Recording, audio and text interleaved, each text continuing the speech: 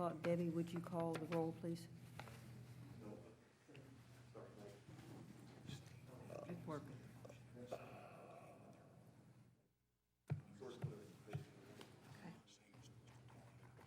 Okay. Call the roll, please. Gerald Clockey, Present. Chris Lewis, Here. Milo Sweet, Here. Susan Goyette, Here. Carol Reed, Here. Harry Woodson, Here. Michael Smith. Here. Quorum. Thank you. I call the meeting to order. This is Park City Planning Commission. This is October 19th, 2020. It is a little after 7. First item is approval of the agenda. To approve the agenda. Second it. Harry? Milo made a motion, Harry seconded to approve the agenda as written. All those opposed say aye. All Aye. those in force say aye, and opposed? Okay, thank you. Approval of minutes is the next thing, from September 21st, 2020 special meeting. I move that we approve the minutes of the September 21st special meeting. Carol? Jerry made a motion, Carol seconded that we approve the minutes from the September 21st, 2020 special meeting. All those in favor say aye.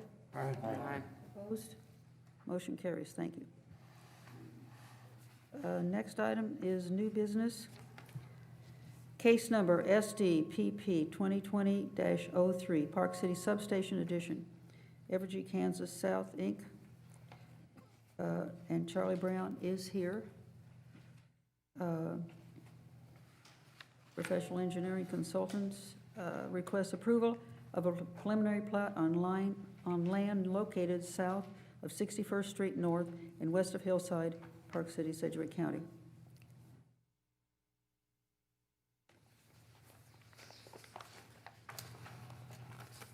Russ? Good evening, Chair and Planning Commission. Russ Avey, Acting Zoning Administrator for the City of Park City. The first two agenda items, the preliminary plat and the final plat, are for a proposed Evergy substation located at the center of the section here, not, catty corner from the previous zone change that we had a few months ago. This was approved as a special use permit perhaps some 10 years ago. Subsequently, Park City has updated their zoning regulations to put utility substations into the I-1 light industrial zoning district. So even though there was a prior zoning action on this particular property, it is now a use permitted by right. This plat simply permits them the ability to obtain a building permit for the construction of a substation based on Evergy's service needs in the area. I'll answer any questions that you may have regarding the specifics of the plat. It does conform to the preliminary plat requirements, and as Chairwoman Goyette mentioned, the agent is in the audience to answer any questions as well. Does anyone have questions? I have one. Is it going to be similar or maybe the same as the one on 53rd Street between Rock Road and Woodlawn? I'm sorry, I'm going to have to defer to Mr. Brown. There you are. I think it was mentioned that it was similar to the one at 29th Street between Ridge Road and Tyler Road. Forgive me because I don't know what that one looks like. But it will have a 9-foot concrete wall around it for screening and some landscaping, so. That's not what this other, the other is pretty flat, the one on 53rd Street. Okay. And a road, access road? Access road comes off of Hillside, right along the center of the section. There's an existing access easement, and there's an existing transmission line right along the middle of the section. So the access road will be in that existing easement. You said that is in the usage of that existing line, power line in their Yes. right of way? Okay. Yes. About how many square feet, not square feet, how much is that square on the side? About 500 feet? By 500 feet or so? I'm just curious. 350, I think. Um, Russ, I don't have a picture in front of me. Excuse me, it's not quite 6 acres, but yes, it's 530 feet by 500 and by 470 feet. Okay, I was just curious. Does anybody else have another question? Thank you. Thank you.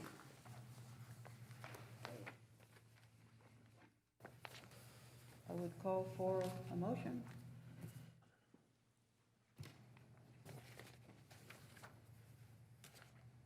Well, I move that we move to approval preliminary plat as presented for case, let me get this, SDPP 2020-03. I'll second.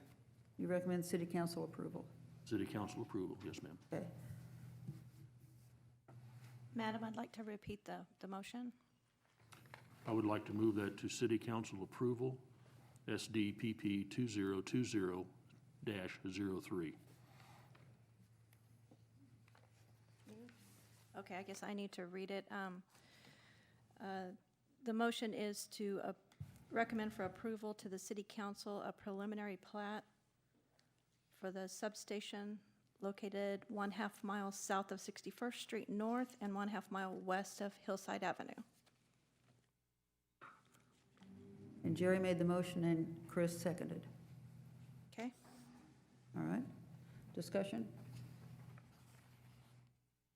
All those in favor say aye. Aye.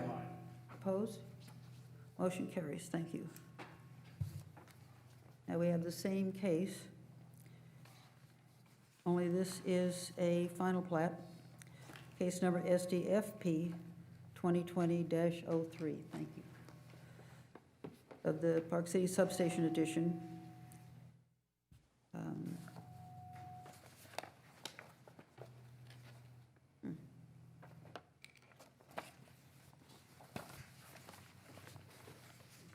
Of the preliminary plat, is there a difference? Does anybody have any more questions?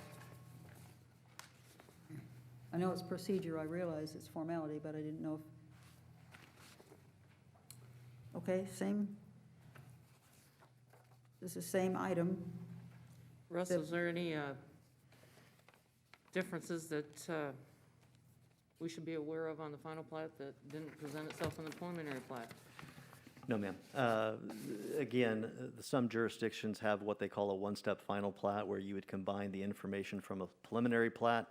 And as we discussed in the past, a preliminary plat is a drawing which allows staff and utility companies to review pertinent information like topography, existing features, and the like.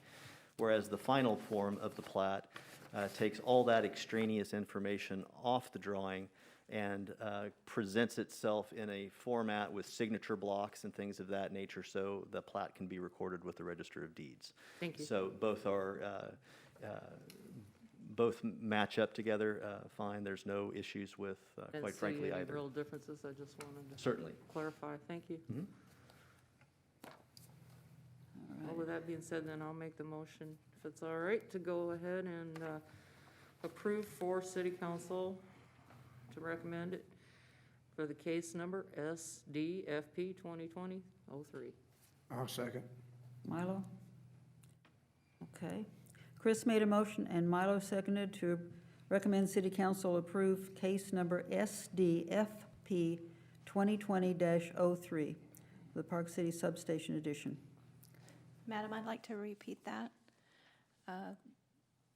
Chris made a motion, Milo seconded, SDFP 2020-03, a final plat for property located 1/2 mile south of 61st Street North and 1/2 mile west of Hillside. Thank you. All those in favor say aye. Aye. Opposed? Motion carries. Thank you. Recommend for city council approval. Okay. Item number 3 is a vacation of certain property. It's VAC 2020-01. Jim and Lorraine Schroeder, 1501 East Fallbrook Street, Park City, are the applicants. They request vacation of a portion of the southwestern most 20-foot utility easement platted as part of the following property located at their home at 1501 East Fallbrook. Russ? I believe this is the first vacation case we've had in my tenure. Very straightforward request as well. Bear Hill Estates in this particular location was platted around an existing pipeline easement that transected the subject property northwest to southeast. With that 25 or 50-foot wide pipeline easement, 25 feet and 25 feet went on the respective adjoining property lots. At the time, it was standard, I shouldn't say at the time, it is standard practice then to provide utility easements outside of that pipeline easement. So the rows of lots that adjoin this pipeline easement are encumbered by an additional 20 feet of utility easement. In this particular instance, the subdivision was engineered to have both water and sewer available to serve the lots from the street side and not from the rear of the properties in question, which is standard practice in most instances. So it creates an issue where the property owner in this circumstance wanted to get back usable property in their backyard. With the location of the lot at the northern terminus of that row of lots, it was felt that there would be no need for city utilities in that easement, and we were recommending approval of the full vacation of that easement. We heard back from Evergy. One of the utility representatives reached out to staff and requested, and I believe the correspondence, you have the correspondence, they wanted the vacation case to be denied because they felt that to finish out Bear Hill Estates subdivision, they would want to utilize that utility easement to create an electrical loop within the subdivision. After discussing it with a representative of Evergy, we discussed how much of that 20 feet they would need to create this loop, and it was determined that Evergy could live with the southwesternmost 10 feet and agree to vacate the northeasternmost 10 feet of that easement, basically splitting it down the middle and retaining a portion for their own use while granting the vacation back to the property owner. So that is how we came to the recommendation for a partial approval of a vacation of a portion of that utility easement. And I'm not certain if the applicant is here this evening to address it or if there are any questions or concerns that you may have of staff. I can address those as well. Are the Schraders here? No? All right. Okay. They're not here. Okay, I didn't understand it that way, but you split it lengthwise. Yes, ma'am. That's interesting. Okay. So, Well, everybody wins then. Yeah, there's a host of utilities that share easement, and most utilities, especially municipal utilities, have separation requirements, both horizontally and vertically. So it'd be difficult to vacate any portion of a 20-foot utility easement, but the special circumstances in this particular instance is that the municipal infrastructure is out front of the house and not to the rear. And the private utilities, both Evergy, Cox Communication, AT&T, such private utilities, or what I consider private utilities, are in a much better situation to share a smaller easement. So again, with those kind of confluence of factors, it was agreed upon that a partial vacation of this easement could be supported. And that will work for the Schraders? Yes, I think Mr. Schrader intimated to me that anything's better than nothing. So, Okay. from that standpoint. Okay.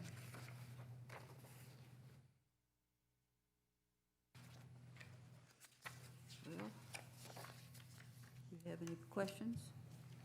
Anybody?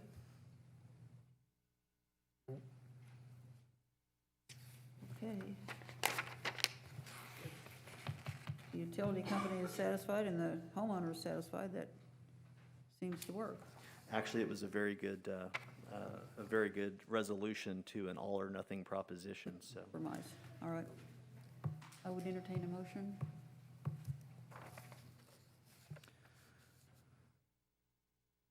I make a motion, we recommend the city council to approve VAC 2020-01. I'll second that motion. Michael? Harry made a motion and Michael seconded that we recommend city council approve VAC 2020-01. There was a motion made by Harry Woodson to recommend to City Council VAC 2020-01, partial vacation of a portion of a 20-foot utility easement within Lot 3, Block 2, Bear Hill Estates Edition, located at 1501 East Fallbrook Street. And Michael seconded the motion. Vacation. All those in favor say aye. Aye. Opposed? Motion carries. Thank you.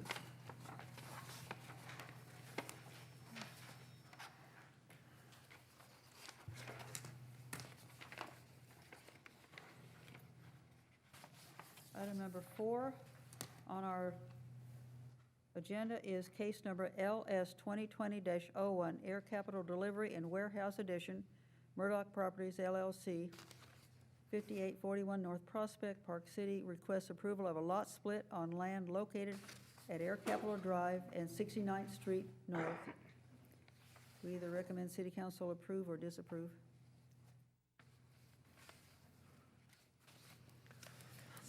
Again, a pretty straightforward request.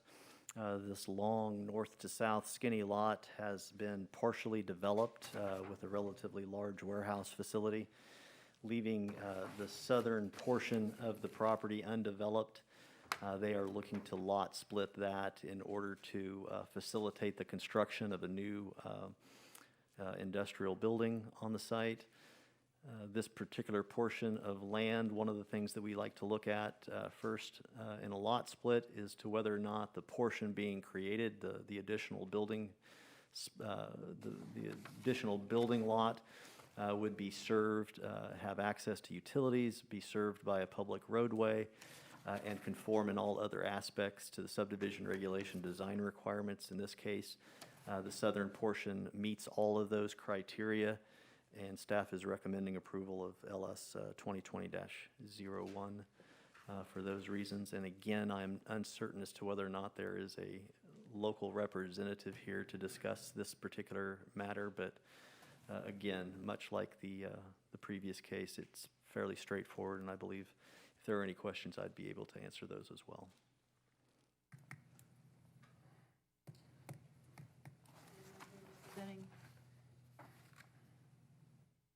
Representing Air Capital Investments LLC? All right. The agent is out of Arc City, so that's kind of why I Oh. prefaced my statement there with I wouldn't be surprised if they didn't make the drive up, but there again,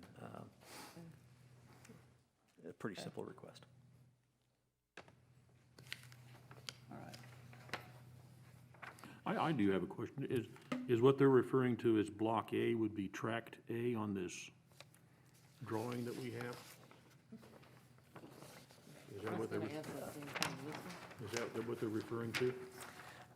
Both Tract A and B are within Block A, so they are mutually exclusive items. Lot 2, Block A would be the legal description, or a portion of the legal description of the property.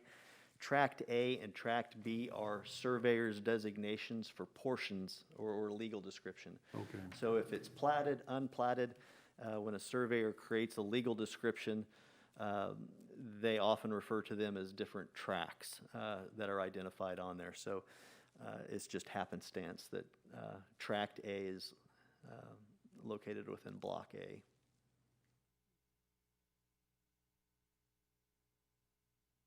So Lot 2 includes Tract A and Tract B. Correct. Okay. Lot 2, Block A, Air Capital Delivery and Warehouse Edition is described both as Tract A together with Tract B, for example. Okay, that was my question, sense of it. Thank you. If their intention is to develop more, basically building on the lot split, were they going to access this from 69th North? They'll access it off of AirCap Drive, which intersects with, which then dumps onto 69th Street North. So yes, fundamentally. Right, which I can understand seeing in need of some definite road improvements before long. Yes. That's why I asked that question. Thank you.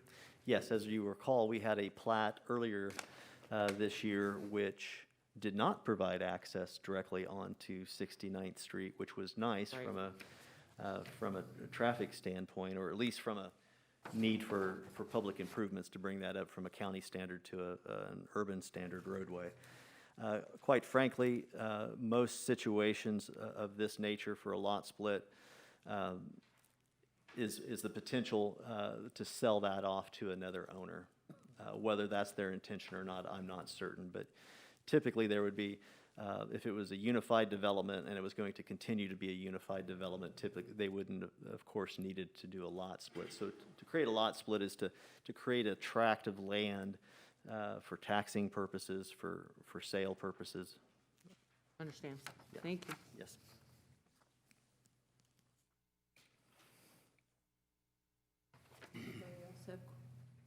Anybody else have questions? Good on it.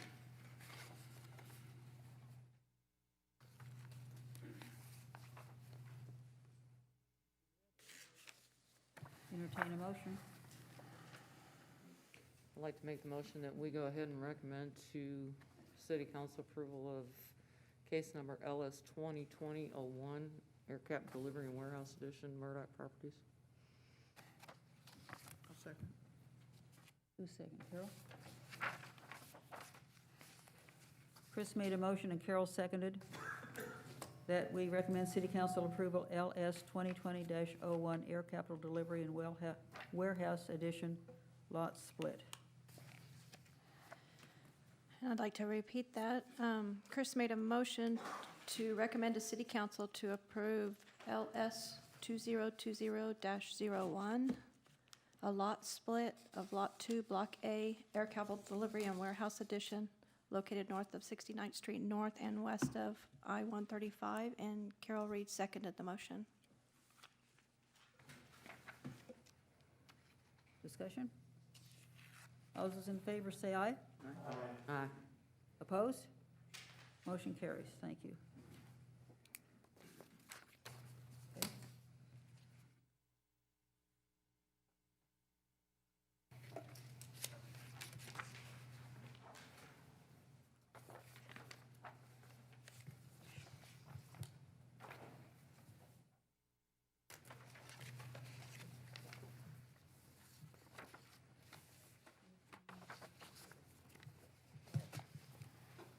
Item number 5, case Z 2020-03, L&P Properties LLC, 5841 North Prospect in Park City, requests a change of zoning district classification from C2 Service Business District to the I1 Light Industrial District.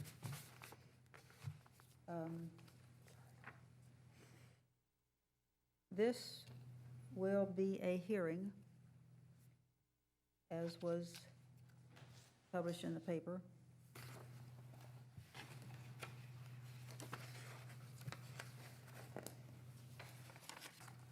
There.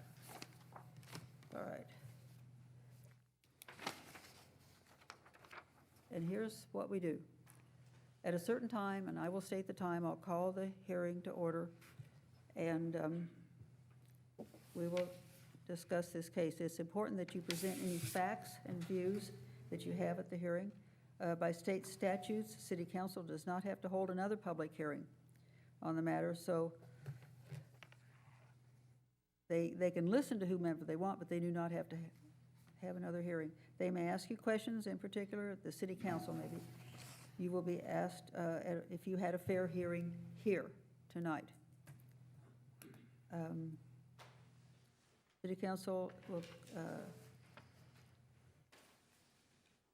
new information warrants the case of the planning commission before consideration by the governing body. Obviously, it is to everyone's advantage that you present all the necessary information at this hearing. And everyone will be given 5 minutes to speak. And I have a timer. And if you think that's not long, sometimes that's a pretty long time. I'll call upon the applicant first, and then we'll hear from other proponents or opponents. After all have been heard, each party will, actually I'll call on the city first, then the applicant, and then the opponents or proponents. The Planning Commission will close the hearing to the public comments at that time, which will, hopefully we'll get through with that tonight, and consider their recommendations during the questions that we have among ourselves. In presenting your comments, you should be aware that the Planning Commission can recommend that the site be platted or replatted if necessary, and that screening and landscaping can be required if the site is within adjacent to residential districts.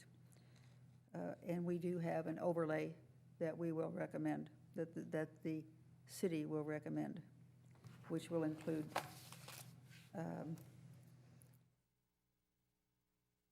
screening. Anyone wishing to speak must be recognized by the chairman and come up to the front, give your name and address, and then you will have 5 minutes to speak.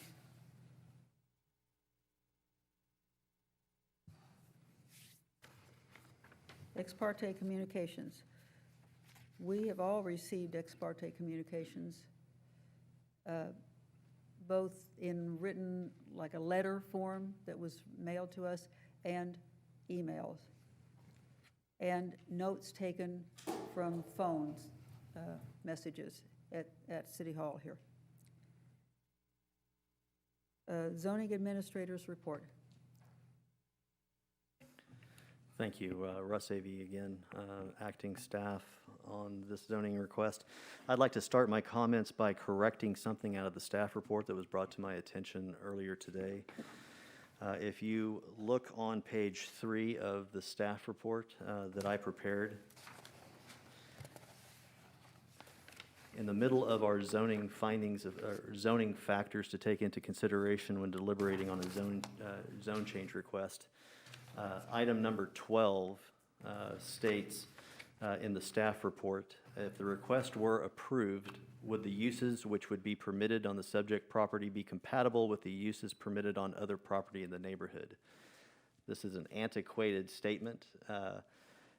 The current zoning regulations, Article 11, has slightly different wording on item number 12. It states, to what extent would the removal of restrictions, i.e. the approval of the zoning request, detrimentally affect other property in the neighborhood? It is my opinion that they fundamentally go to the same question. So there's no rewording of my comments as it relates to item 12. I just wanted to clarify for the record that there was erroneous language used in the staff report, and wanted to make that noted for the record. This is a request for approximately 18 acres of I-1 light industrial zoning, a change up from the designation of C2 Service Business District. And I'm not sure if we can put up the preliminary plat slide. For this case, I think the preliminary plat, the revised preliminary plat, may actually illustrate a little bit better what the recommended conditions of approval would be limited to. So you can see on the eastern side of the preliminary plat, there's proposed lots 1 and 2.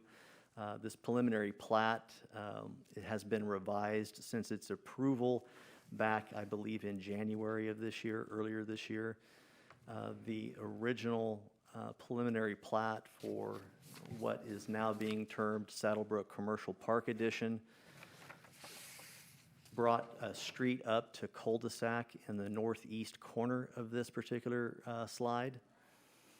The applicant earlier this summer met with staff to discuss the opportunity to perhaps bring Hartman Drive all the way to its north property line. There is a second sheet not shown for the panhandle that extends north between Saddlebrook Residential and the interstate.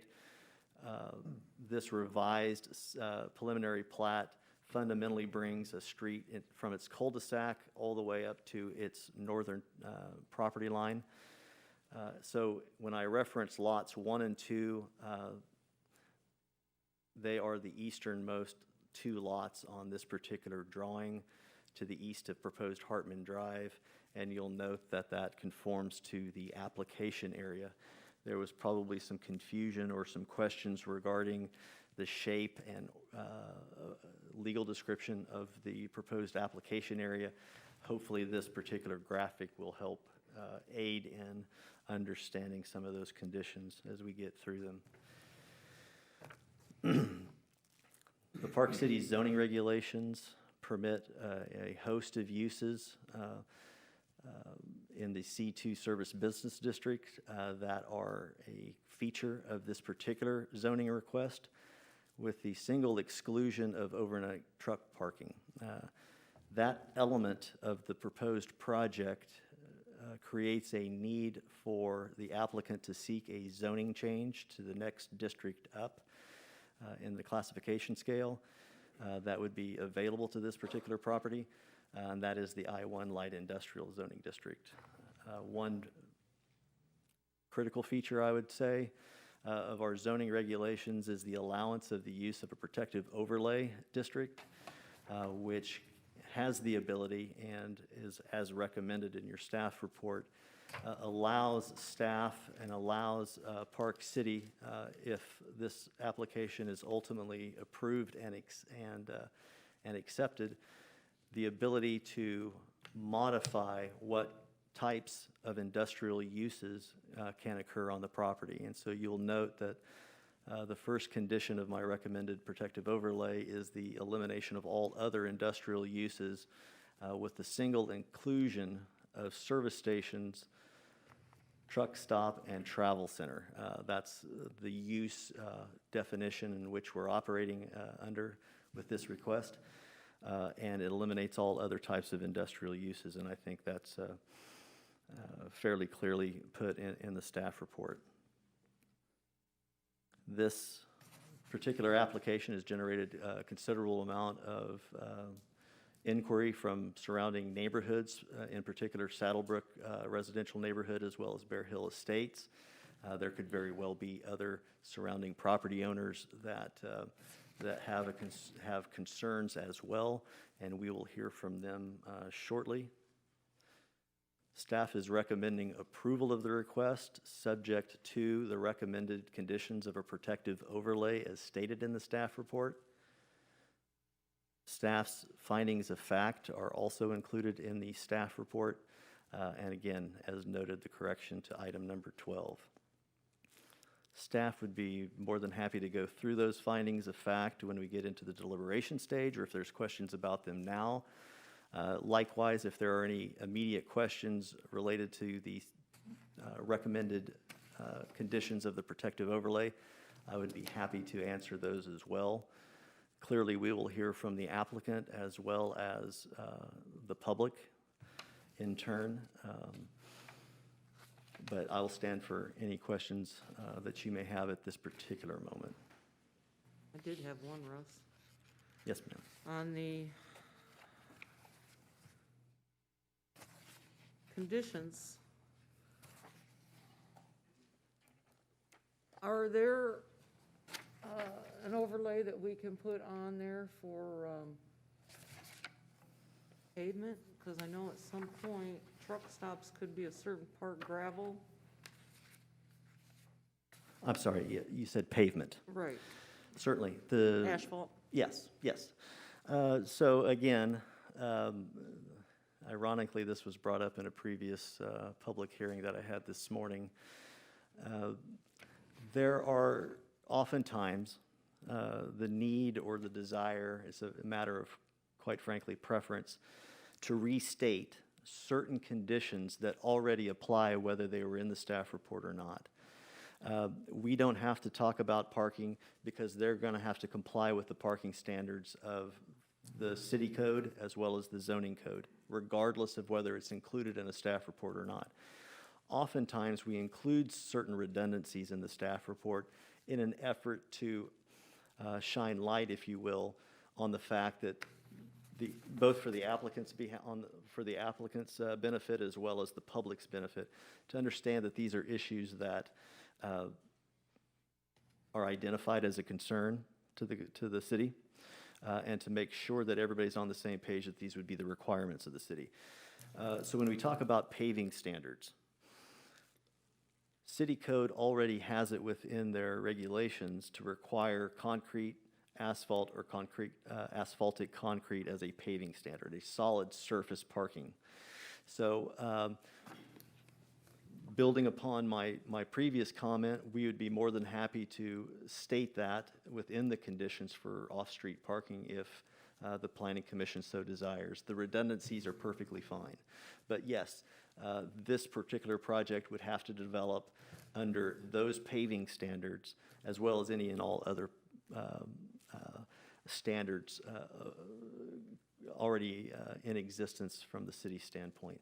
And I will say this, the protective overlay, as its intent is stated in the zoning regulations, is to be more restrictive and not more permissive.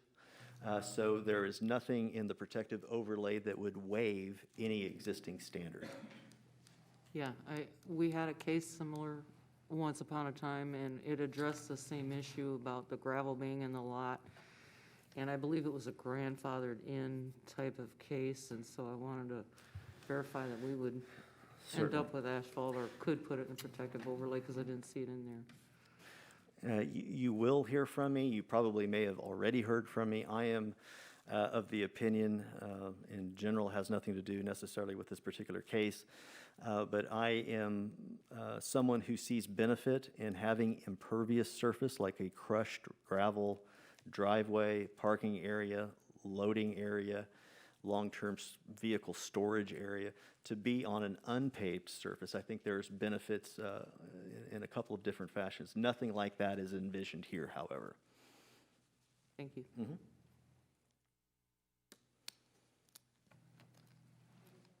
Question of the city? Okay. Next, we have the applicant's request. Now calling the applicant to come to the podium and make your presentation. Good evening. My name is, take the mask down. My name is Mike Richardson. I am one of the partners for this proposed business, along with Lou Rebelli, who is fairly well known in the area. Lou was unable to attend tonight due to some prior commitments, but does send his apologies. As was just covered, we're here to request rezoning of about 18 acres, just over 18 acres of property at the 85th Street and 135 exit, just adjacent to the highway, from C2 Service Business District to Light Industrial, I-1, in order to facilitate the development of a modern travel center. I like to distinguish between truck stop and travel center, as they're used many times hand in hand, but the business we're proposing, it's very different. I passed out some books earlier. You can follow along. There's slides. I was unable to get them loaded onto your screens, but it may help visually for you to follow along. So the first slide in there just gives you an overhead view that is not so different from what you're looking at up there right now. We've submitted additional documentation to the commission. So why are we doing this? I mentioned earlier I'm partnering with Lou Rebelli. Most people here have worked with Lou or at least aware of who he is. He's operated businesses in town for more than 15 years in Park City, well-respected, has generated hundreds of jobs for the area with that, and is often a resource and willing to provide guidance to other businesses in the area. This business we're proposing continues in that path. We'll add more than, in the neighborhood of 50 to 75 good-paying jobs to the Park City area. These are positions, there's the various skill levels with a wide variety of pay ranges, but all are well above minimum wage jobs. These are not minimum wage type of positions. So why, Lou, if one of the businesses Mr. Rebelli owns is a trucking business. He has almost nearly 150 trucks in his fleet with drivers, employees of Air Capital out there driving.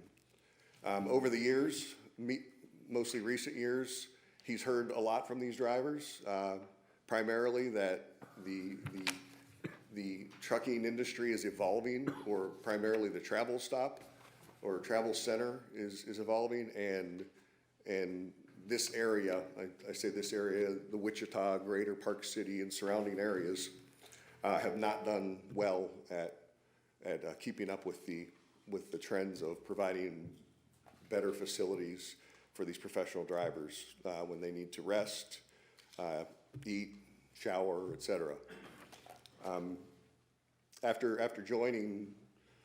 agreeing to be part of this project with Lou, I've spent a lot of time traveling around Kansas and other states, visiting travel centers, and quite honestly, I'll say we've done a poor job of providing accommodations for these critical operators and professional drivers. This business will correct that.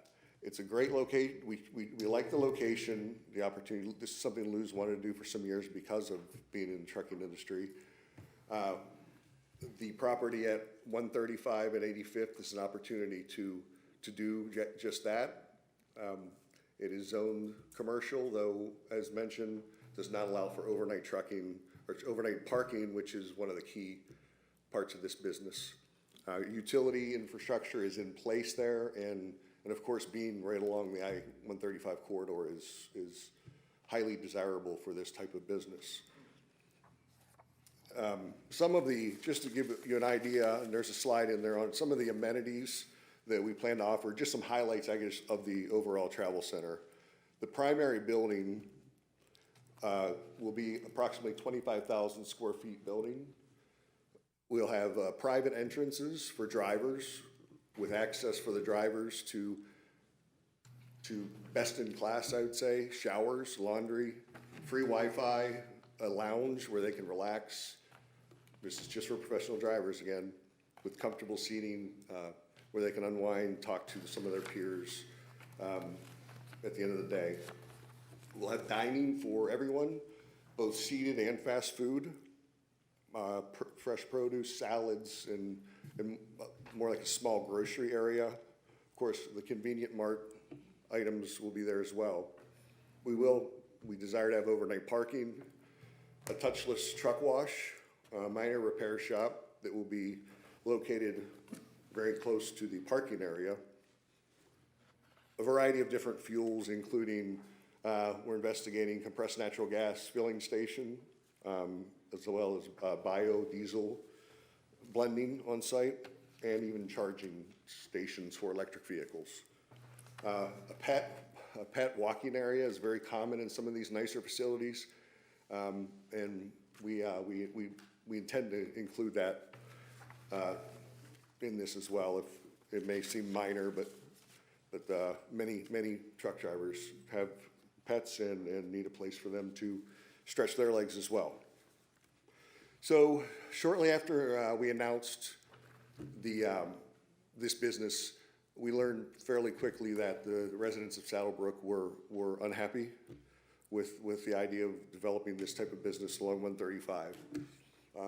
Quite honestly, if my perspective was some of the businesses that serve this industry in the area, I would be standing there with them, not wanting that next to my home as well. We were able to arrange a meeting with the board, the Homeowners Association Board with Saddlebrook. We met on September 15th, and we had learned some of the key items through social media and others of major concerns with the area.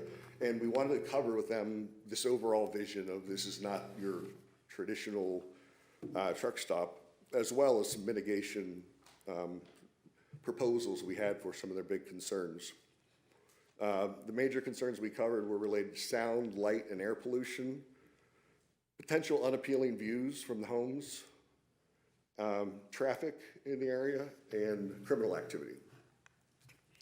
So I know I'm probably running low on time, but I plan for a little more time. A big item that covers a few of those concerns is a commonly used screening tool in earth berm with vegetation.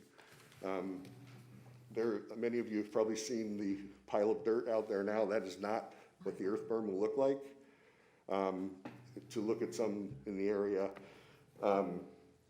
Sam's Club along Fox Ridge neighborhood on the west side would be more of a view of what we're planning to make. Distance is the key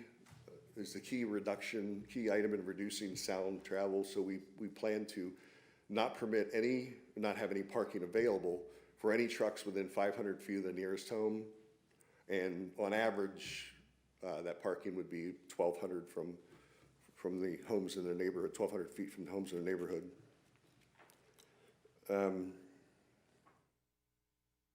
This berm will not only block the view of the travel center, because it will be placed along the east and the south sides of the neighborhood. It will also correct some of the current unappealing views of 135. The folks on the east side of the neighborhood are about 700 feet from 135, which certainly generates noise and is not necessarily, I guess depends on the person, not necessarily a good view, I would expect. Additional items, we plan to do fence around the parking area, so fence and landscape around the actual parking area for additional blockage. Light pollution, we didn't cover a lot of it in our meeting, but I passed along information via email that our intent is to have all lighting on the property be as compliant or very close to compliant with the International Dark Sky Association recommendations. That is it's shielded, down directed, and it's meant to reduce the glare, light trespass, and sky glow. And I guess finally, for some of with regard to this particular area that we haven't shared with the team at Saddlebrook is truck stop electrification. So TSE is easier for me to say. It's something that's used as the EPA recommends it. We're working with the EPA and with Clean Cities to learn more about it and implement. And our intent is to implement that on the first 25% of our parking spaces nearest to Saddlebrook. And essentially what it is shore power. If someone has a boat, we provide electricity at the parking spot, and the truck plugs in. You plug it into the truck. It saves them money, drivers, because they're not burning fuel all night. And it certainly saves our environment with the fewer emissions. So there will be no idling permitted in those areas. In addition, we plan to adhere to the Clean Air Act by requiring DEF usage in the area, which reduces emissions by 90% of the NOx emissions and I believe half of the carbon particulate emissions.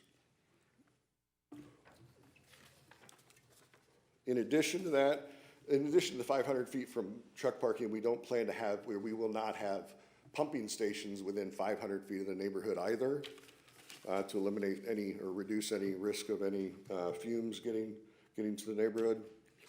And ultimately, a goal I have is to be able to become a Smart Way partner with the EPA. And what Smart Way does, it's a program where we, of course, can consult with them on ways to continually reduce our carbon footprint, and it allows the EPA to hold us accountable. So if we do not meet certain criteria, we're monitored closely for continuing, for example, continuing to move forward on the truck stop electrification or alternative fuels, we can be penalized. So it holds us accountable. It allows us to do everything we can for the environment, which is important to us. As far as traffic, we did have the Kansas Department of Transportation perform a traffic study in November of last year.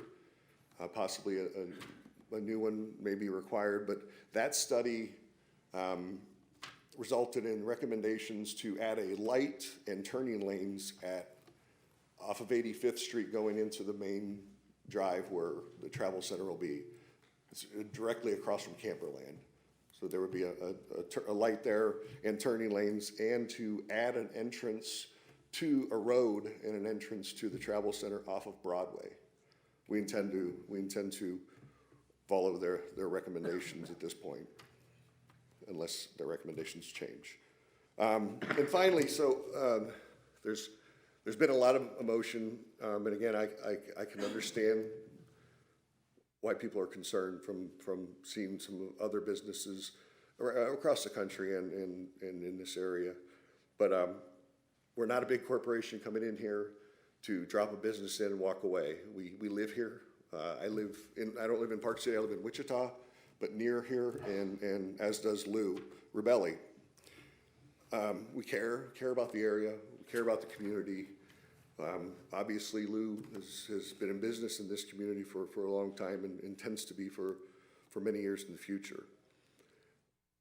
We've taken, even before the concerns, and we learned about the concerns at every step, from designing the parking lot location and to where the minor repair shop would be with respect to the parking lot location, which will allow 24-hour employees in the parking area, to surveillance with readily visible monitors, similar to what if you walk into a Quick Trip, which will deter that. No cars will be permitted in the parking lot area. Lighting will be bright, yet still conform to dark sky so as not to cause pollution in the neighborhood. And I've recently started researching Safe Place. So this is an organization, it's a national organization. Locally is managed through the Wichita Children's Home. I've worked with the Children's Home on several projects in the past, and it's an amazing organization. And you know, Safe Places in Wichita, there's many. Quick Trips are very common with the logo. Will help anyone in need. It's targeted towards children, but anyone in need can go there. We really want to become a recognized member of that group. And finally, you may have read in a document a comment about truckers against trafficking. So this is an organization, nonprofit organization that started as an initiative of the Chapter 61 Ministries, and I think in 2010 or 11 went out on their own. This is an organization that trains police, business owners, bus operators, truck drivers, how to recognize human trafficking. What are the signs? What to do if you think you recognize it? And you know, truckers are a big part of this because, as they quote them, they're the eyes and ears of the roadways. They're everywhere, right? Truckers aren't. I believe the perception is truckers may be trafficking people or part of that industry. I don't believe that's the case, and many others as well feel the same way.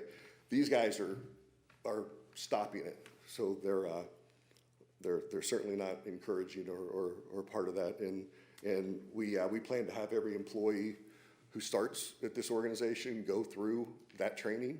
They offer training for new hire employees. Ideally, we'll have someone train the trainer, so we have an employee on site that's authorized to perform that training.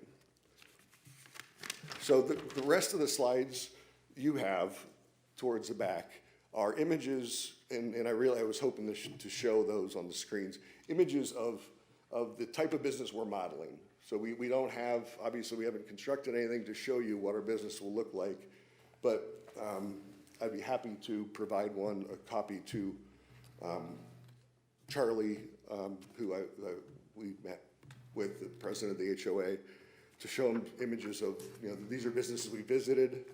And it just, I believe it puts in perspective that we're not planning to open a business. We have no desire, no tolerance for crime or for the behaviors that are often referenced on the social media pages that are out there. And I thank you for your time. And if you have any questions, I think I'll do my best to answer. In the picture, I have a question. In this folder that you, is this the configuration that you're thinking of where the trucks will be backed up parking? Along 135. Okay. Thank you. They will, all parking spots will back up to essentially the 135, where, in the exit ramp for 135. All right. Would What is that the be the, maximum height of that berm? Pardon me? What is the maximum height of that berm gonna be? 20 feet? Okay. 20 feet, so we plan to have trees and other grasses, natural grasses on there. So I mean, that could possibly be above 20 feet, but the actual earth part of the dirt part of it would be no more than 20 feet.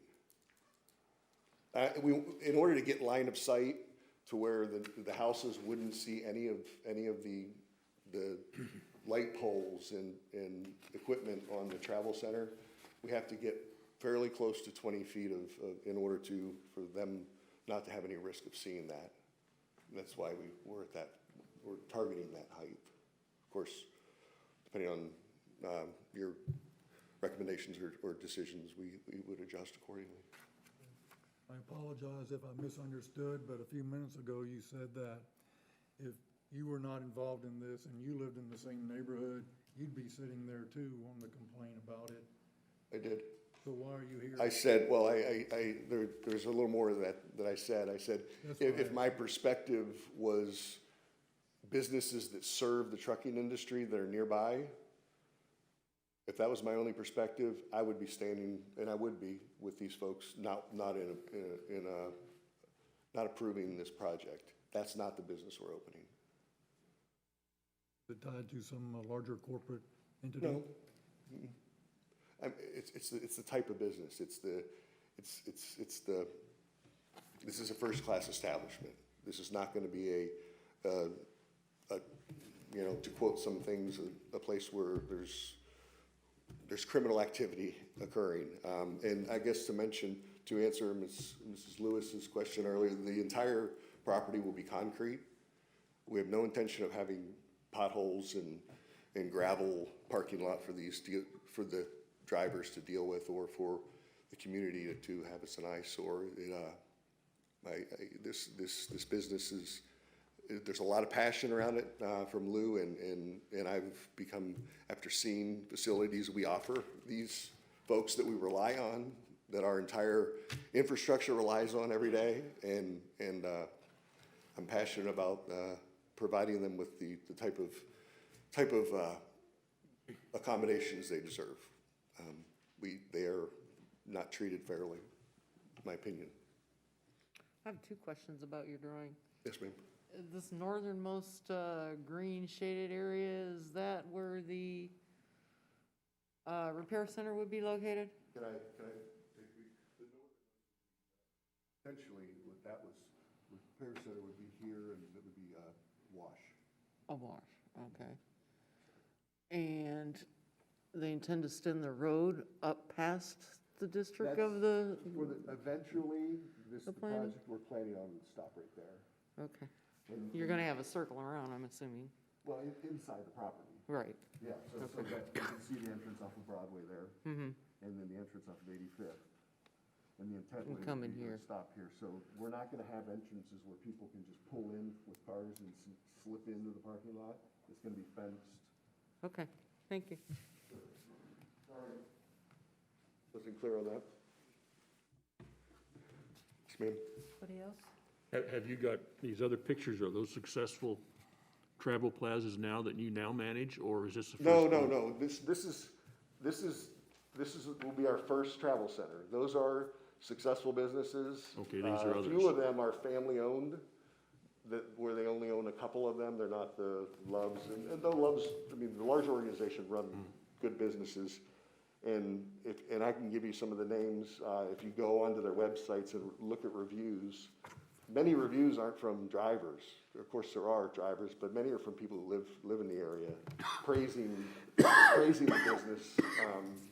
And my intention, our goal is to have a business that the folks who are opposed frequent more often than most.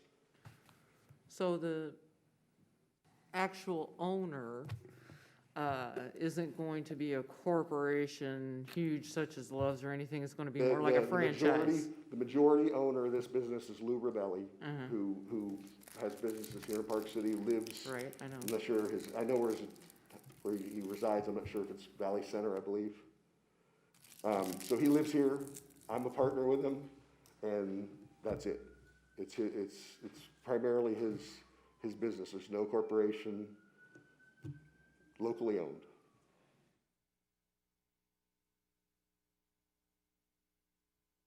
Anybody else? Thank you, Mr. Richardson. Thank you. Thank you. Okay. Now we'll move on to the public comment portion of the hearing. I'll get my timer set. You all have signed up. There are 30 people to talk, signed up tonight. Charlie Davidson. Number one. Please state your name and address and for the record, and then I'll start the timer. Okay, excuse my ignorance before I get started. How much time was the applicant given? 5 minutes as well? How much time was it? The public will be given 5 minutes. I know, I'm sorry. My question was, how much time did the applicant get? Was it unlimited time? Yes. Okay, I was just checking. Typically, the applicant would have an unlimited amount of time Yes. for addressing the project, and then, depending on the nature of the case, then time limits may be Okay, necessary. excuse my ignorance. I'm just No. asking. I didn't know. No, that's Okay. okay. Charlie Davidson, Saddlebrook, 8894 North Saddlebrook Court, Park City, Kansas, 67147. Thank you. Okay. All right. Good evening, Zoning and Planning Commission. I want to thank you for the time to come and speak tonight against the rezoning of the area 85th Street North and I-135 to the northwest.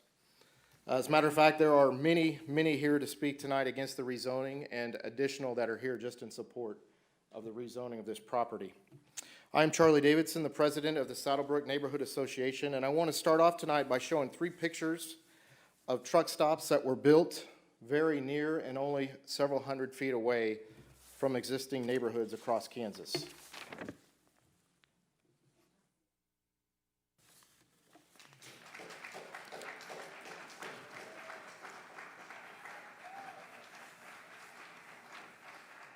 This is my 3rd picture. If you said there were no pictures, they were just blank pieces of paper, you would be right. And there are no pictures to show on papers because the scenario does not exist. There are no truck stops built only a couple hundred feet away from existing neighborhoods across this entire state.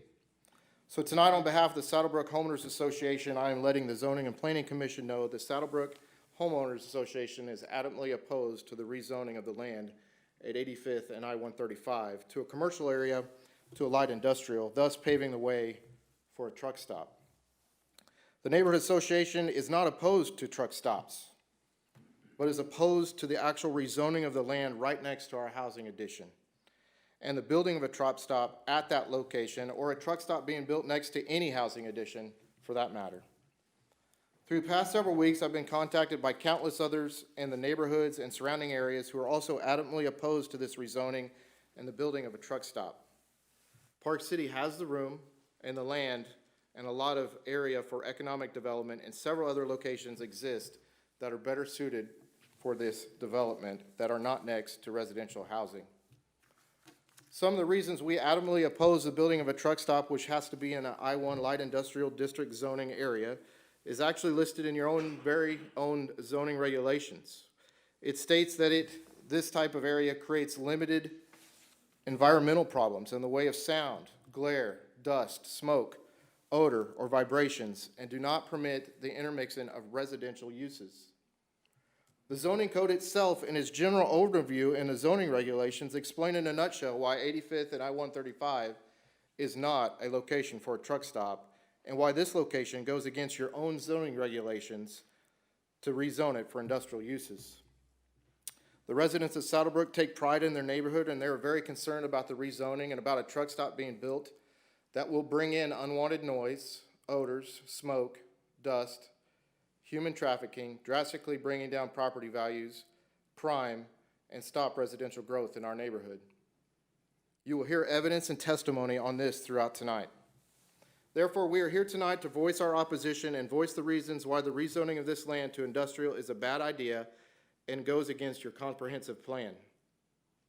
Also to speak on the different aspects as to why the rezoning and building of a truck stop cannot happen, and we're asking for your help as the Zoning and Planning or Building Commission.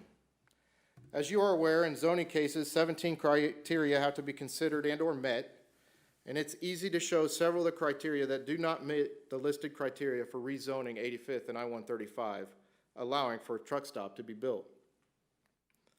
Number one, what are the existing uses, their character, their condition, the subject property, and the surrounding neighborhood? It is residential, not industrial. What are the current zoning of the subject property that of the surrounding neighborhood in relations to the request change? Again, it is not industrial.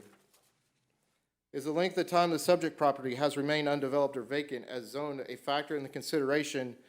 This has been zoned commercial for over 2 decades. Is suitable vacant land or building available or not available for development that has the same zoning as is requested? Yes, there's many different options and available areas better suited for a truck stop. To what extent would the removal of the restrictions, i.e. the approval of the zoning request, detrimentally affect the property in the neighborhood?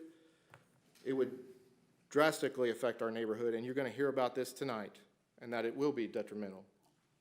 Is the request in conformance with the comprehensive plan, and does it further enhance the implementation of the plan? No, it actually goes against your comprehensive plan to build industrial directly next to a residential area. What is the support or opposition to the request?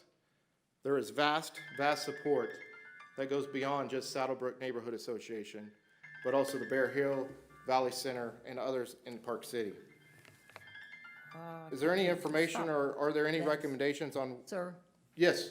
that's the end of the 5 minutes. Okay, I'm about 2 sentences done, about 2 paragraphs, and I'll be done. All right. Thank you. Is there any information or any recommendations on this request available knowledge persons or experts which would be helpful in its evaluation? You're going to hear from experts tonight. By comparison, does the relative gain to the public health, safety, or general welfare outweigh the loss in property value or the hardship imposed upon the applicant by not approving the request? No, it does not. Tonight, you're going to hear from many residents and experts as to why the rezoning at 85th and I-135 to light industrial, allowing for a truck stop should be built, should not happen, to the fact many other areas are available and already suited for this. I understand the time is of essence tonight. I appreciate the 5 minutes and allowing me to extend just a little bit past the 5 minutes so we can share our thoughts tonight. And each resident deserves our right to share, because this Yes, sir. opportunity Sir. may affect us. Okay, thank you very I, much. We appreciate one more it. sentence. This Come on. opportunity is Everybody affecting us gets 5 minutes. tonight. This is affecting us, this is just affecting us a little bit tonight, but decisions made is gonna affect these residents possibly for years to come. So I do thank you for the 5 minutes tonight, and I do want to request that our attorney, Cody Branham, who's gonna speak after me, be given at least 10 minutes to share what he has done, his research, and regarding his research and evaluation of why the rezoning of this is not a good area as well. Thank you, Thank you. thank you. I had a question. I asked if our attorney could be allowed 10 minutes tonight to We share have- his okay, research and evaluation. And I will tell you, and I will tell everyone, we have received communication Right. from the attorney of the homeowners association. I think it's 6 or 7 pages. Correct. So we know, we've received communication. He has exercised Right. his freedom of speech by giving us. I understand, and I guess I would hope that the zoning and planning commission can understand us wanting him to at least share 10 minutes, because this is our only opportunity as a neighborhood to present our evidence, to present how we feel about this. This is the only public hearing we have. As it was said earlier, the council, No? I was told that the council doesn't have to have a public hearing. That's correct. I think traditionally, they do allow public input, but that's something that I'm really not qualified to address right now, Right. quite frankly. They don't So- have to. And I will say this, it's at the planning commission's discretion to allow additional speakers, additional time. So, as far as the argument that if the applicant got 10 minutes, that your attorney should get 10 minutes, I think the applicant, say, had 10 minutes, and you're going to be spending 5 minutes times however many people signed up to speak. No, I So guess. I think it's up to the commission to make that determination as to whether to grant any one particular speaker additional time. I guess I misspoke. I wasn't trying to say the applicant got 10, so my attorney should get 10. I'm just saying that this is our only chance at a public hearing, so I'm requesting that at least our attorney gets 10 minutes, and then the 5. Mr. Branham can make that request, and then they'll make it. Oh, okay, okay, thank you.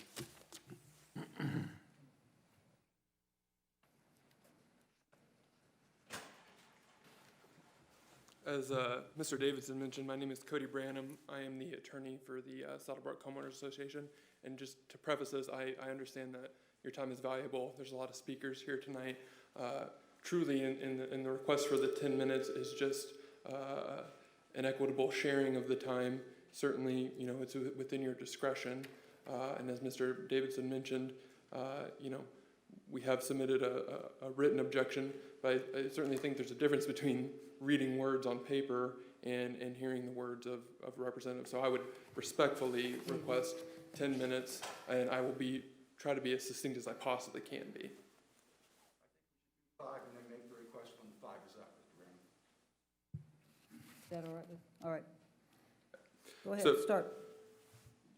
Thank you, council members.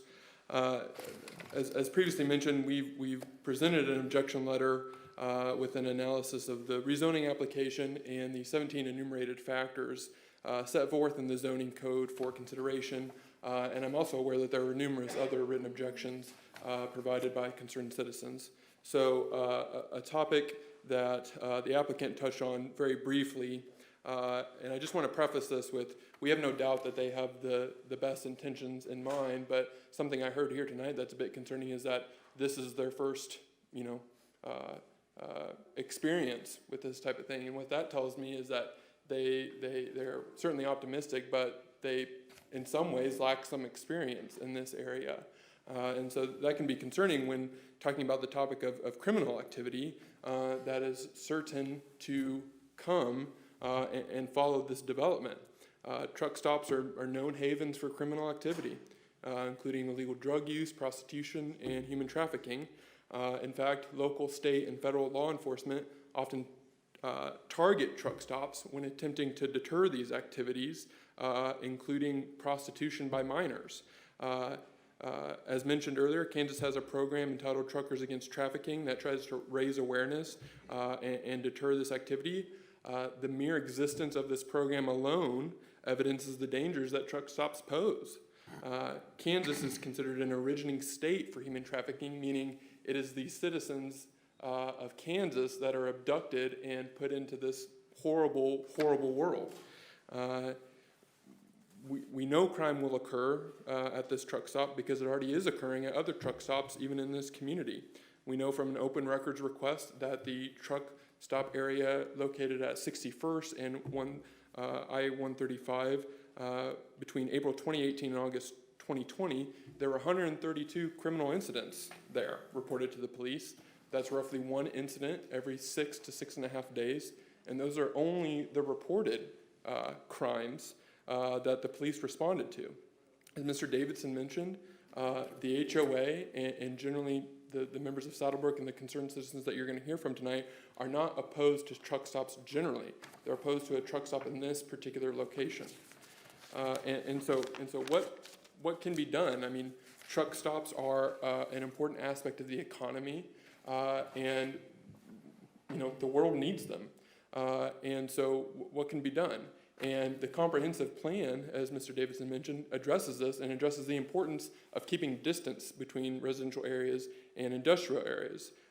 You're going to be hard-pressed to find where there is a truck stop, even across the nation, next to a residential area like this. Now, there are a handful of instances in Park City where there is a property zoned I-1 light industrial, and a property immediately adjacent to it is an R2 residential, which is what Saddlebrook is.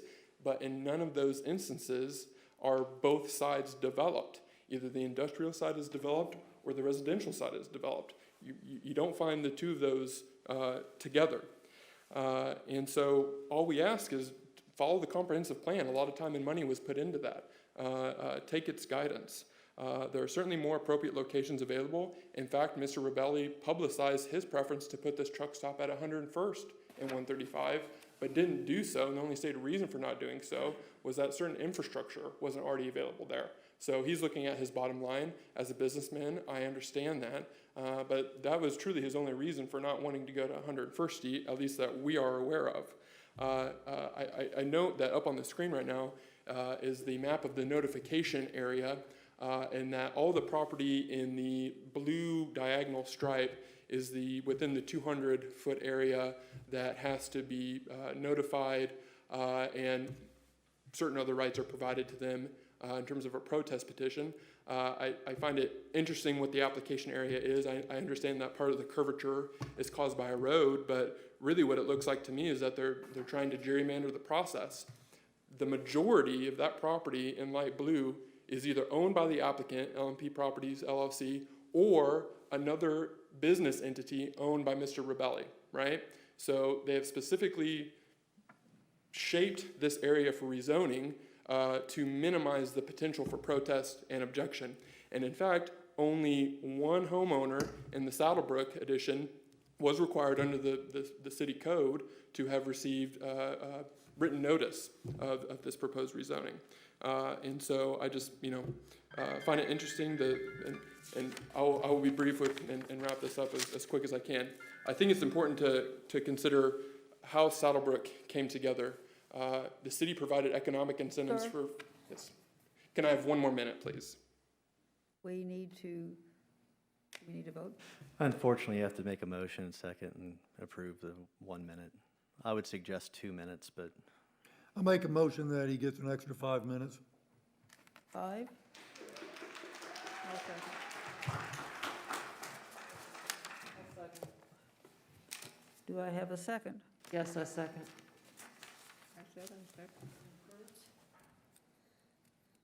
I have a motion that Mr. Branham be given an extra 5 minutes, and Chris seconded. All those in favor say aye. Aye. Opposed? Motion carries. You may have another 5 minutes. Thank you very much. I appreciate the generosity of the council members. And as I was starting to say, we need to remember how Saddlebrook developed. And this is turning into a classic bait and switch. The city provided economic incentives for folks to come build homes in the Saddlebrook addition. A lot of these folks, even a lot of the folks that provided written objections to this proposed rezoning, specified that they moved to Park City outside the Wichita metro area, sometimes even outside the state. They were drawn to this community, liked the vision that was in place at that point. Now, certainly they understood that the property immediately adjacent to them was zoned C2 commercial, and that provides a wide variety of commercial uses, mostly, service industry, office space, things like that. Now, after the Saddlebrook community is, relatively a young age, roughly 20 years old, we're going to potentially drastically change this area and pull the rug out from under them, causing damage to them in a variety of ways, more of which you're going to hear about tonight. But the dangers posed by truck stops come to mind. There's a lot of young children living here, some young children in the crowd tonight. And so I think, it's really what I'm asking of you is to put yourself in their shoes. I think the applicant, mentioned that briefly, and don't feel as though, the city may have had a good previous relationship with Mr. Rebelli that you have to rubber stamp anything. You don't have to do that. And these people that you're hearing from tonight are your neighbors. Park City is a up and coming community, and you all play an important role in dictating the future development of this community. And I have no doubt that the applicant is going to build what they describe as a first-class truck stop, and that may be nice a year or 2 years from now, but what is this area going to look like 5, 10, 15, 20 years from now? And they say that they intend to be here for a long time, but I guarantee you no good businessman, if they're not as financially successful as they project they will continue to lose money on it. And there's nothing restricting them from selling it to one of these corporations that they mentioned that may come in, put a national flag on it, and now this is a drastically different area than what we all may envision tonight.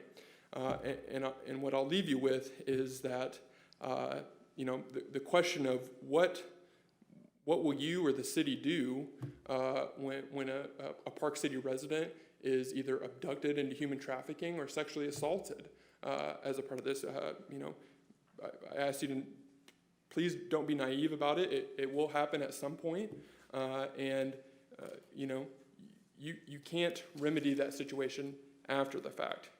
And it's my view that risk alone outweighs any of the benefits that may come as a part of this. So I'm happy to answer any questions that you all may have. If not, I yield back the rest of my time, and thank you very much.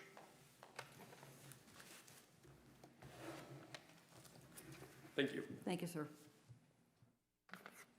Next is Jocelyn Knobloch.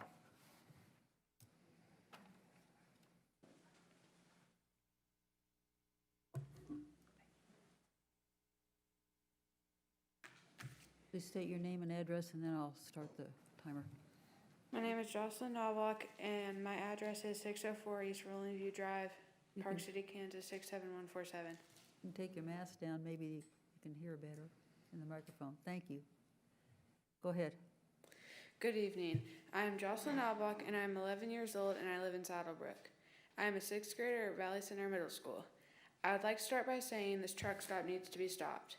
One reason is that I won't even be able to ride my bike, walk my dog, or go anywhere without an adult in my neighborhood because of the fear of kidnapping or human trafficking. I won't be able to play outside in my front yard because there's a chance of being taken by someone who might come from the truck stop into Saddlebrook. I shouldn't have to live in fear because I am scared I might get taken. My family moved from Kingman, Kansas into a quiet, friendly neighborhood where it was safe and there was little fear of kidnapping and human trafficking. But if the truck stop goes in, it won't be safe at all. Another reason is that the air will be so bad because of all the trucks running day and night.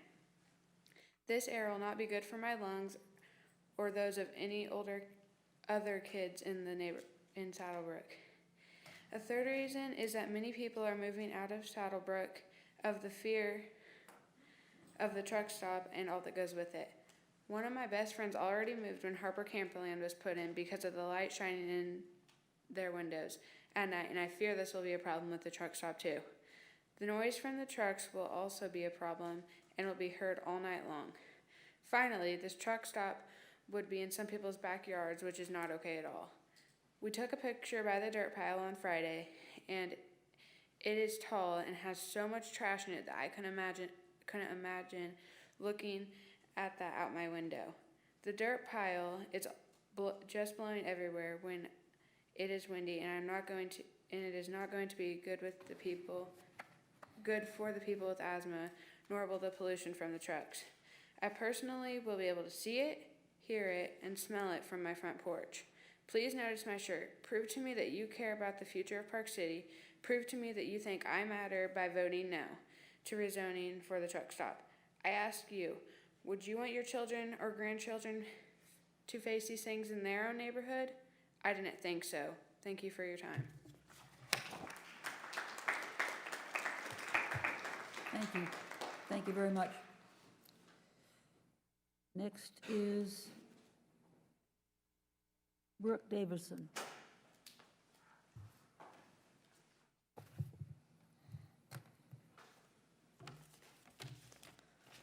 Hello, my name is Brooke Davidson, daughter of Charlie and Rachel Davidson. Now we are all gathered here today for the same. Wait, state your name and address, please. Oh, sorry. Brooke Davidson, 8894 North Saddlebrook Court, 67147, Park City. Thank you. Go ahead. Hello, my name is Brooke Davidson, daughter of Charlie and Rachel Davidson. Now we are all gathered here today for the same reason, the truck stop. We have heard many thoughts and many opinions from adults, but what about the kids? Today I will be sharing my perspective of the truck stop. A truck stop close to our neighborhood is very dangerous. Having huge semis driving close to the neighborhood isn't just dangerous to me, but to everyone else as well. I will be driving soon, and having so many trucks near my neighborhood scares me. Another concern that I have about the truck stop is the sound. Yes, we live off a highway, which can be noisy at times, but with the truck stop, we would never be able to sleep. With the rumbling sound of the engine and the glaring lights coming out of the truck, would get very annoying and exhausting. People want to live in a neighborhood that is quiet and peaceful, not with loud, noisy trucks. Sounds and lights close to the neighborhood 24/7 will not give us any quiet whatsoever. This truck stop will affect the air we breathe. My mother works outside all day, and this is an example that we need to listen to. If we were outside all day, every day, we could get extremely sick. And if this was your mom, you wouldn't want her to get sick, would you? The rezoning of this land and allowing a truck stop to be built will not only be bad for me and my family, but for all those who live in our neighborhood and the surrounding areas. Please don't let this happen. Thank you. Thank you. Next is Rachel Davidson.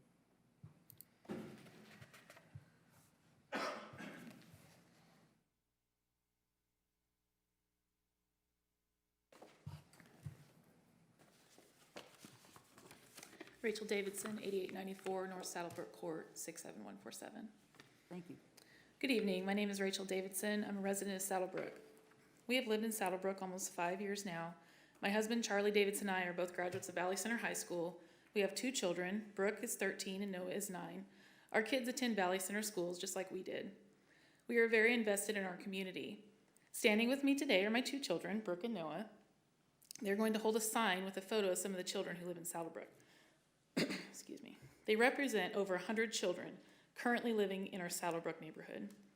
Please look at these faces and think about how this vote today will impact their tomorrow.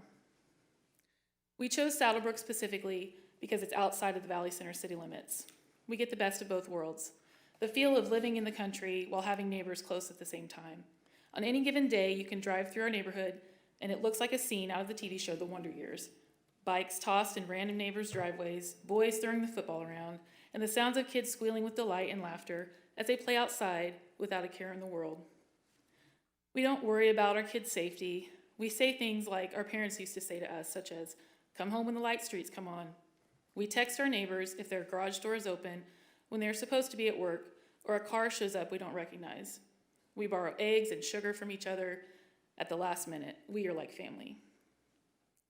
I am here today to be a voice for our children. There are many concerns parents have when it comes to their children being forced to live by a truck stop. The first concern is noise 24/7. And I wanted to play an audio for you, but my phone wouldn't allow me. But just imagine the sound of trucks According to the sleepfoundation.org, loud noises can startle us from deep REM sleep. This can cause our bodies to not get the right amount of deep sleep needed to function properly. According to hopkinsmedicine.org, sleep deprivation can affect mood, memory, and health, among other things. According to childshealth.com, sleep is vital, especially for growing and developing kids. With over 100 growing kids in our neighborhood, some who are learning from home due to COVID, this will be detrimental to their growing brains. The second concern is air pollution. According to ScienceDaily.com, the University of Toronto Engineering conducted a 2-year study that revealed large trucks to be the greatest contributors of black carbon emissions close to major roadways. The Climate and Clean Air Coalition states that black carbon contributes to the increased risk of stroke, heart disease, lung cancer, and pneumonia, to name a few. According to the American Lung Association, children face special risks from air pollution, because their lungs are growing and because they are so active and breathe in a great deal of air. Children's lungs continue to develop as they grow, so with them playing outside, they inhale more polluted air than adults, therefore increasing their risk as their bodies grow. Furthermore, a large study in California found that pregnant women exposed to even low levels of particle pollution had a higher risk for preterm birth. How can this possibly be safe for our children and growing families? The next concern is contaminated groundwater. According to the EPA.gov, truck stops and other types of large fueling areas are a source of groundwater contamination. Furthermore, the EPA states that chemical exposure through drinking water can lead to a variety of short and long-term health effects, from skin discoloration to organ and reproductive cancer. How can this be safe for children living so incredibly close to a truck stop, which is known for causing groundwater contamination? Another concern is the dangerous road conditions for our teenage drivers in Saddlebrook. According to the U.S. Department of Transportation Fatality Analysis Reporting System's 2019 analysis, a total of 4,136 people died in semi-truck crashes in 2018. 50% of large truck crash deaths in 2018 occurred from 6 a.m. to 3 p.m. This is highly concerning since most of our teenagers are doing the majority of their driving during this time, whether it be to school, sporting events, work, etc. We also know that the intersection of 85th and Broadway is a very dangerous intersection. How can anyone justify putting a truck stop there, especially with Amazon coming right down the street? I really fear for the safety of our teenage drivers. Finally, I want to discuss an issue of human trafficking. Wikipedia defines human trafficking as a modern form of slavery with illegal smuggling and trading of people, including minors, for forced labor or sexual exploitation. According to the U.S. Department of State, each year an estimated 600 to 800,000 men, women, and children are trafficked across international borders. The number of U.S. citizens trafficked within the country each year is estimated around 200,000. According to humantraffickinghotline.org, sex trafficking occurs at truck stops, and teenagers are at high risk for becoming involved in human trafficking for many reasons. In conclusion, would you look at these children in this photo, think about how you would feel if these children were your grandchildren, your nieces or nephews? Would you want this for them? I can guess the answer would probably be no. Thank you. Vote as if they were your family, your neighborhood, and your future. Thank you. Thank you.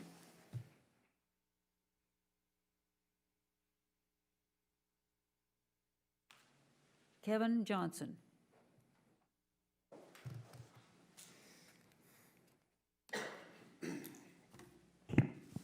Kevin Johnson, I'm at 8824 North Saddlebrook. Hello, Commissioners. Thanks for the time tonight. Just want to thank you for allowing everyone to speak tonight. Appreciate the difficult decisions you make and you've made tonight. This might be the biggest one, but I do believe it should be the easiest one that you make.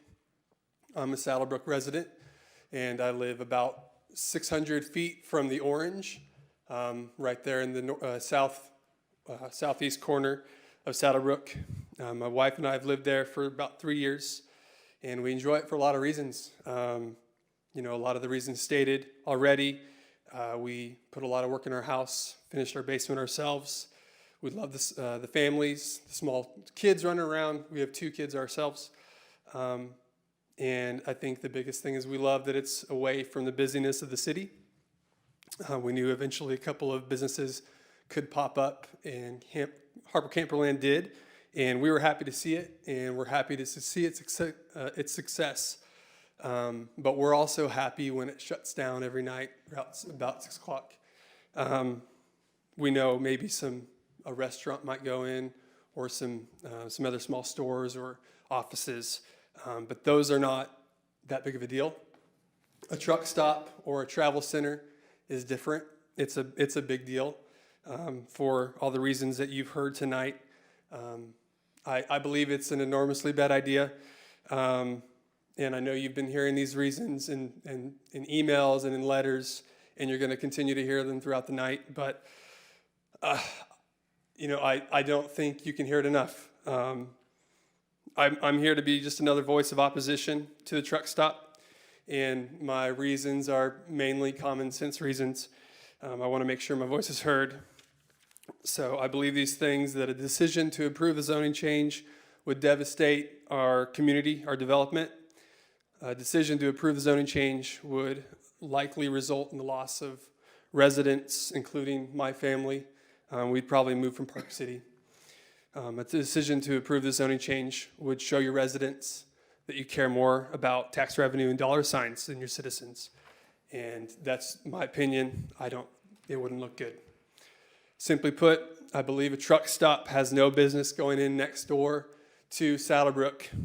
No berm, no fence, street, or tree line is going to change this. And to be fair, a truck stop really doesn't belong next to any neighborhood anywhere. I believe that truck stops and travel centers, for the value they provide to truckers and to travelers, there's no reason that they should unnecessarily subject their well-documented issues that you're hearing tonight to families, to a quiet neighborhood, to your residents. A decision to approve the zoning change would do exactly that, and I don't think it's fair to your citizens.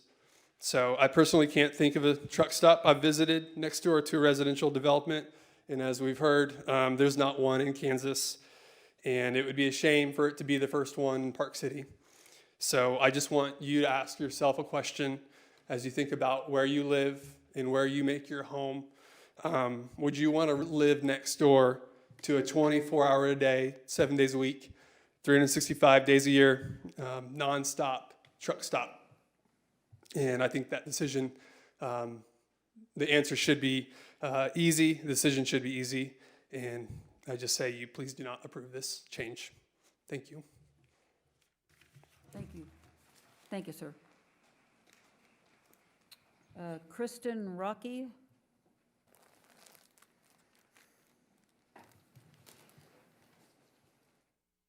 My name's Kristen Rocky. I live at 619 East Rolling View Drive, Park City, Kansas. Good evening. My name is Kristen Rocky. I'm a resident of Saddlebrook for nearly 4 years. The land of 85th and Broadway has a list of potential types of businesses that fit in the current C2 category. Standalone restaurants, convenience stores, department stores, drugstores, dry goods stores. The most that probably everybody in Saddlebrook would be very welcoming to is a grocery store. The closest major chain is under 8 miles, which requires a two highway hop over to get to it. Some other current C2 allowances are furniture stores, retail stores, and service stations.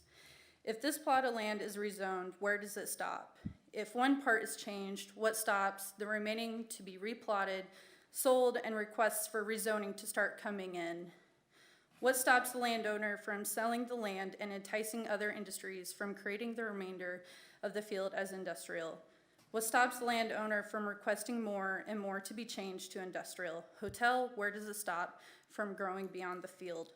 Where do you put your foot down on too much industry being near the door of your residence?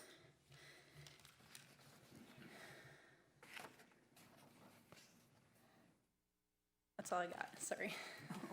All right, thank you very much.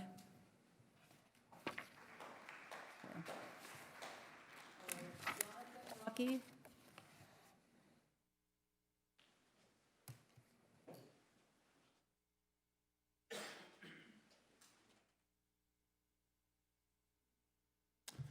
Good evening. My name is Jonathan Rocky, and I live at 619 East Rolling View Drive, Park City, Kansas, as part of Saddlebrook community as well. Thank you. Go ahead. Okay. So I have written down a bunch of notes, and some of this information is just kind of redundant from what we've talked about tonight, so I'll just gloss over some facts that I collected that hasn't been brought up. For one, sex trafficking I know has been hit pretty hard tonight. However, it is a $150 billion industry today. So that is a huge impact, and in many ways, it's today's modern slavery. And it's something that has actually increased in recent time. Additionally, Kansas has a population of under 3 million people.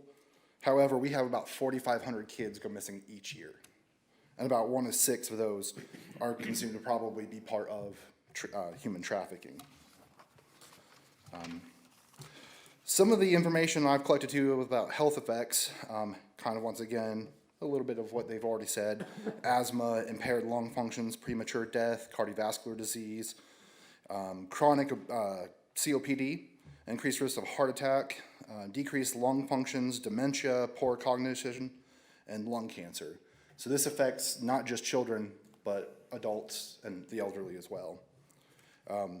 The distance and where this comes from, anywhere within a 500-meter zone, that increases. The likelihood of you being able to get this does increase.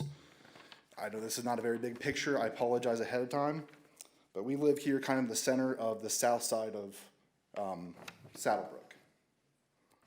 This is to the intersection on 85th and Broadway when you have the 135 South downturn here. That is under 500 meters, meaning that even though they might be building it close to that center spot here, that's still going to affect the entire community as far as pollution and things of that nature goes. The wind is also going to be a big factor into that, and we have a strong wind that moves south to north that blows that over. And that, even though there's going to be a hill, that doesn't guarantee that that's not going to still continue to burrow over that, that pollution, including heavy metals that are from combustion of diesel fuels. Tonight I did hear some information about the difference between a truck stop and a rest center. To me, they're virtually the same. In my mindset, one's just maybe a little nicer looking, a little larger, but overall I think they still fulfill the same regards. And we have the same issues with them. Contamination of groundwater. One of the things that got brought up was about the DEF requiring for trucks to idle and how they were going to have some of these electric things out there. The thing is, DEF has only been a requirement on trucks that were from 2007 and newer, meaning anything that's older than 2007 did not have to have DEF systems, and therefore there's no forcing of that. So if you have a bunch of older trucks coming in, that's not even going to make much of a difference in the first place. Talking about trucks washes and things of that nature, I've worked in shipping and receiving before. I've done a little bit of everything in my life, but I've worked with chemicals like toluene and xylene, some of these other chemicals. And truck washes, you're going to have those chemicals go into the ground. And I don't know how you would really go against those contaminations you're going to have there. Let's see here. Also, too, I know earlier they were talking about having a 20-foot wall. However, in the notes here, I thought I saw something about needing to be a 35-foot wall. I don't know if that's true for zoning for L1. I might have that written down wrong. I apologize if so. Okay, I appreciate it. Thank you. All right. Is there any questions or? All right, well, I appreciate your time. Thank you. Thank you, sir, and thank you for your service. I appreciate it. Robert Johnson?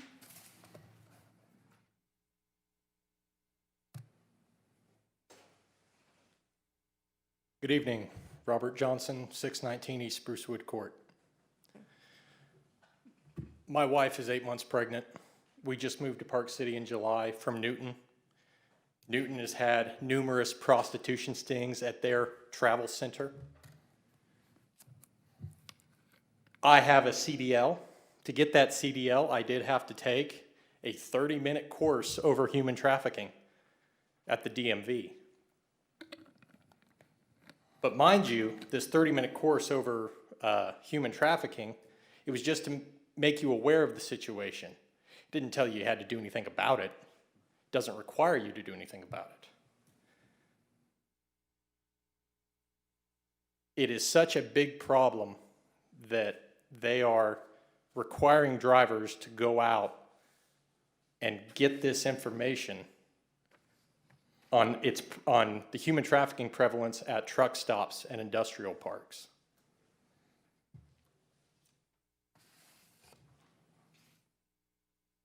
I'm just going to ask that the board deny this request. We have a neighborhood where children feel safe enough to walk to the community pool in their bathing suits. If one of these children were to go to this travel center and get a snack or whatnot and get snatched up, I don't think anybody here could live with that.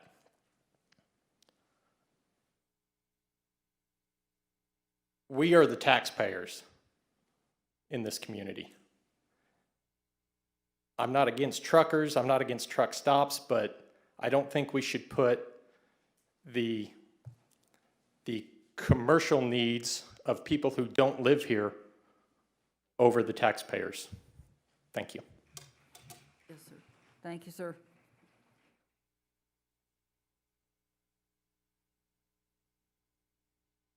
Dan, oh, how do you pronounce your last name? Not have to suffer through that. Dan Giannini, 624 East Rolling View Court in Saddlebrook. I just recently moved. I didn't have anything prepared to say. I just felt compelled to speak because I've got, the last 25, 30 years in and around the trucking industry. I've done everything from build them to, I worked at a leasing company in Irving, Texas for 10 years. During my time there, when we washed our equipment, we had to pull it onto tarps, and all the water had to be recovered because that was considered hazardous material. That being said, fast forward, I've even drove a truck. Matter of fact, I drove over the road for 2 or 3 years, never stayed at truck stops because I couldn't get a good night's sleep. I'd rather go to a rest area or a way station. Reason being is because all hours of the night, you get knocks on the door of somebody either trying to sell you something stolen, sell you some drugs, or sell you their body. So I chose to go to rest stops and other places. Didn't like showering at truck stops. They're filthy. You can call it a travel center. You can call it whatever you want. It's just putting lipstick on a pig. It's a truck stop. I don't have, like I said, I don't have anything against truckers or the trucking industry. It's what afforded me the ability to buy my house in Saddlebrook. One thing that I don't think too many people have touched on is the fact that, all the years I was driving over the road, I never saw a truck stop next to a residential area. A guy once asked me when I was young, he said, I want you to try to think of anything you can that hasn't been hauled on a truck. And I challenge any of you to do that tonight. From the clothes on your back to everything in this building has been hauled on a truck. The flowers you give your wife, the toys you give your kids. Those are the nice things. There's also the bad things. Explosives, sulfuric acid, a lot of these different things. That being said, a lot of these trucking companies, I've noticed, even the trucking company I used to drive for, they're going to automatic trucks because they can't find guys that are skilled enough to drive a truck and learn how to shift it, which is scary. And I was driving down through Pennsylvania one night, and the roads were icy. I slowed down to about 30 miles an hour. I was going to go to a truck stop.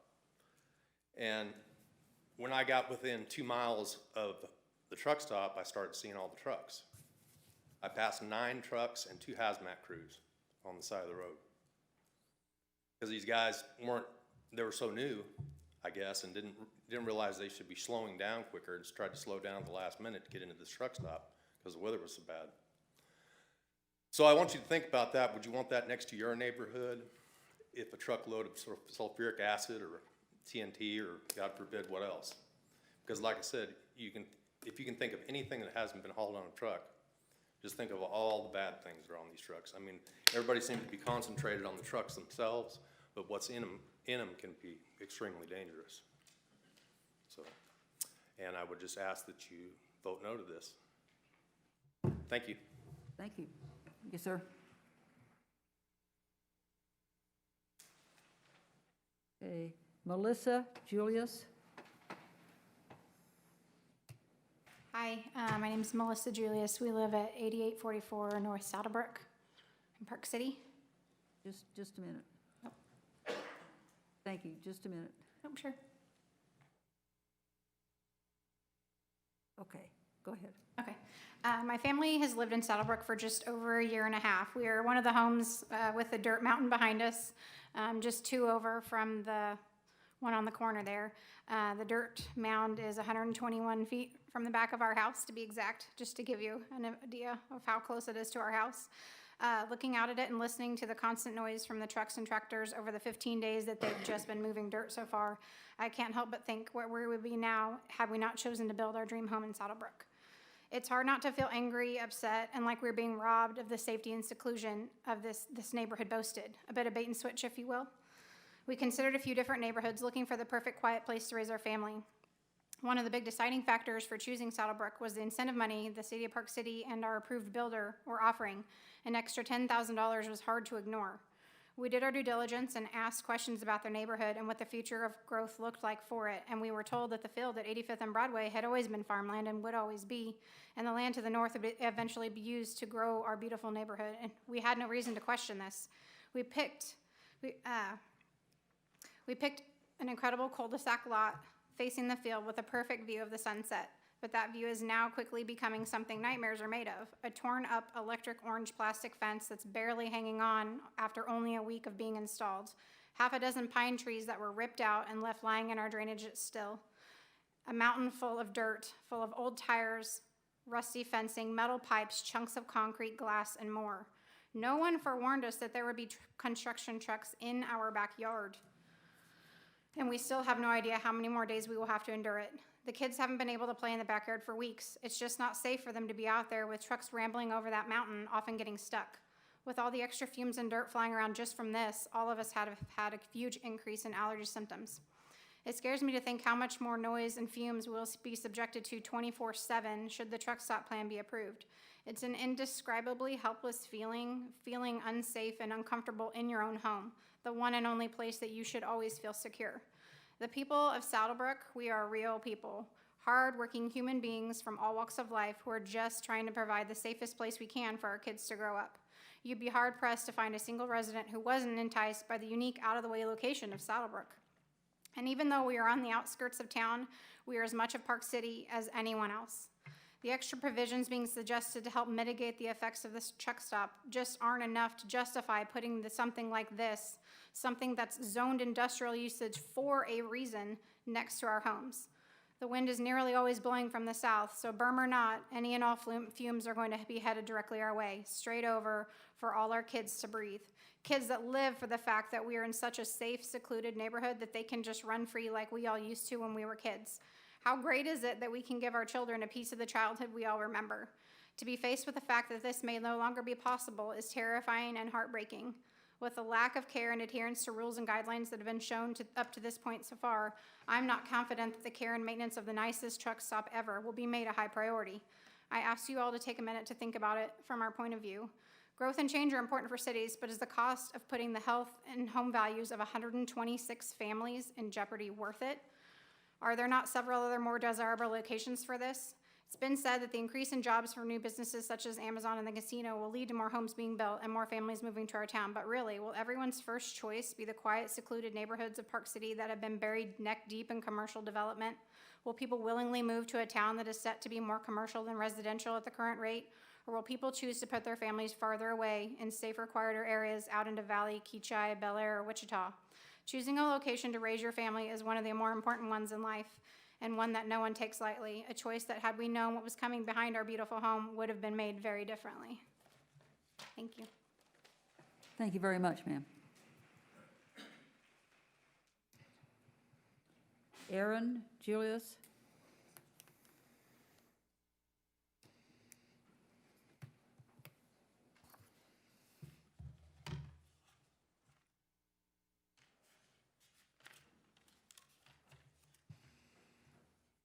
You can remove your mask, so Thank you. thank you.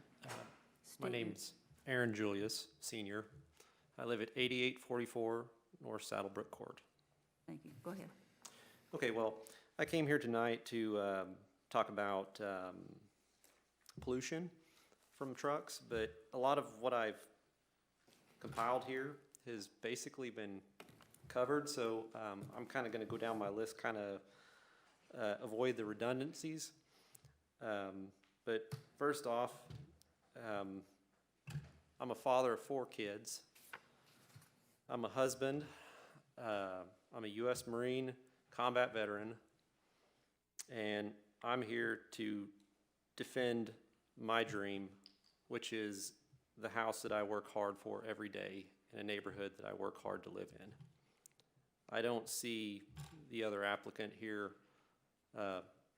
defending his dream, so that's kind of disappointing, if you ask me. So let's get to it. Diesel exhaust. I'm going to just give you a breakdown of what it all is comprised of. Carbon monoxide, hydrocarbons, particulate matter, nitrogen oxides. The EPA.gov states 55% nitrogen oxides come from transportation, the transportation sector in the United States. The American Lung Association states that the top 2 types of air pollution are ozone pollution and particle pollution. Ozone pollution occurs when nitrogen oxides or volatile organic compounds react to sunlight in the atmosphere, and it typically shows up downwind from where it originated. In our case, in this neighborhood, and I know it was already mentioned tonight, we have a wind that comes up from the south. It is very strong. This is something that I don't believe any berm is going to keep the pollution from coming our direction. I mean, it's just going to go right up and right back down. According to the Natural Resource Defense Council, diesel exhaust is a well-known human carcinogen estimated to be responsible for 70% of the total cancer risk from air pollution. Steel Interstate Coalition states at idle, diesel engines do not operate as efficiently as at highway speeds. Chemical analysis confirm higher emissions at idle and lower speeds. At idle, particles emitted contain more polycyclic aromatic hydrocarbons, PAHs. They're the type of chemical that occurs naturally in coal, crude oil, and gasoline. They are also produced by burning or by the combustion process. So that's kind of a breakdown of what we're up against here with pollution. And again, I say I don't believe a berm is going to stop this from coming our direction. Part of my time in the U.S. Marine Corps, I was stationed out in San Diego, California. Us Kansans, we see what Californians call hills out that direction. We call them mountains. I like to climb them. When you get to the top in the morning, you can see where smog settles. It's down below those mountains. Most of the time, that smog would come in from the city and it would go up and over and settle down. Lastly, if you Google from your phone pollution hazards of a truck stop, you will find an overwhelming amount of information of health hazards. I tried to go through it all to prepare all this, and it's just overwhelming. There's a lot. Those are things that I would strongly encourage you guys to take into consideration before allowing this to be zoned in our neighborhood. That's pretty much about all I've got. So thank you for your time. Thank you, sir. And thank you for your service.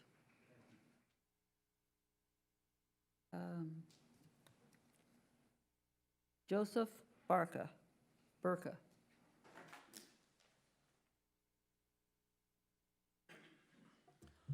Good evening, Joseph Bodka, 8868 Saddlebrook. Thank you, go ahead. All right, I appreciate your time for letting us all come here today and explain our concerns with the rezoning application. Do you mind if I, just a little bit? No, you can move it. I have to admit, I'm going to take a little bit of a different approach than some of my neighbors. Some of the things that I saw that were a bit concerning were in the plan that was provided by the zoning administrator. You know, one of the things that's pointed out is in section 2. What is the current zoning of the subject property and that of the surrounding neighborhood in relationship to the requested change? Well, looking at the document that's actually on the screen, you can see that north of the property is residential. To the east and to the south is all commercial, which the property to be rezoned is commercial as well, along with the east side. I apologize, I meant the west side before, but to the east side is also agricultural, and then general commercial, which would be the old Coliseum. So to rezone this as a industrial I-1 area is putting something right in the middle of everything else. You know, to me that is a spot. We're rezoning one little section as something that is surrounded by what I would consider a buffer from the other uses. I ask you to think about the current zoning map that we have now, where that is all currently commercial 2, C2. And then south of that, a few streets, we get down to the industrial zoning. When I look at industrial planning, I see things that are referred to as buffers. It makes sense that I-1 industrial would be south. And then, you know, and then moving forward, there would be some buffer of a C2, you know, and then as we continue to move, there is residential. So I don't see where it makes sense that we would ruin these buffers in this zoning plan with spot zoning and industrial right in the middle of that. Mr. Huey and I actually had a little meeting where I was trying to seek some knowledge on what it looks like to be within the zoning occupation for the city. I don't know. This is all new to me. I've been kind of thrown into it in the last few months. One of the things that we talked about that kind of struck a chord to me was how much of a mess the zoning actually is. And I wish we had a map of the current zoning situation in Park City, but we both agreed that that's actually quite of a concern, the fact that you can kind of look through it and some of the parts don't even really make sense. So one consideration I had was, at what point do we clean that up? You know, I mean, do we continue to spot things in a zone because it makes some sort of a sense, or do we stop it now where this zoning makes a little bit of a sense? Commercial buffers that residential zone from the industrial that we're finding south. You know, we have no idea what the impact of the Amazon warehouses are going to have. You know, I mean, that alone could bring some consideration for commercial businesses. And so I ask them that we take some time and we consider that one little spot zone. Excuse me. Another concern that I had was item 9 that said, is suitable vacant land or buildings available or not for development that currently has the same zoning as is requested? While the review of the zone change, the answer for this question was, while the review of the zone change request should not rest on whether there are alternative sites available for purchase. Well, I mean, that's why this point is on here in the first place, is to raise the question, is there other suitable land for an application like this? And there is, and it's very obvious that there's land just north of us at 101st that could be considered for this, where it is away from industrial or residential areas. So I would like to rebuttal that item 9, you know, that this question technically has no relevance, because it absolutely does. One of the other comments that I saw was in the protective overlay. What the city plans to do to protect a community of families and children from the harsh realities of a truck stop. According to the screening and landscaping, item B, we talk a little bit about the landscape. And one thing that stood out to me was said buffer shall include a berm and a minimum of 8 feet in height. 8 feet in height, well, what is that gonna protect against? I have no idea. Now, Mr. Robelli, associate here, mentioned that they would be growing. Oh, sorry. May I finish my comment real quick? Sure, I just can't shut that thing off right away. Sure, just one second. Yes. He mentioned that we would be putting in maybe a 20-foot berm, but a truck height is roughly 13 and a half feet. So once again, the light bouncing off of that it only has, what, a 7-foot difference instead of what he said, the 20. So I'll leave you with that. I appreciate your time, and thank you. Thank you, sir. Kathy Douglas.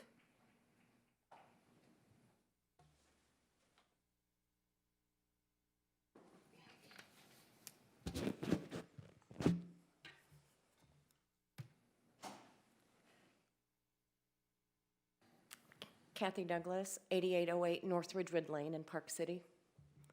Thank you. Good evening. My name is Kathy Douglas, and my husband, my dad, and I live on Ridgewood Lane in the Saddlebrook addition. Prior to building in Saddlebrook 4 years ago, we lived at 1814 Fairchild Street in Park City for 25 years.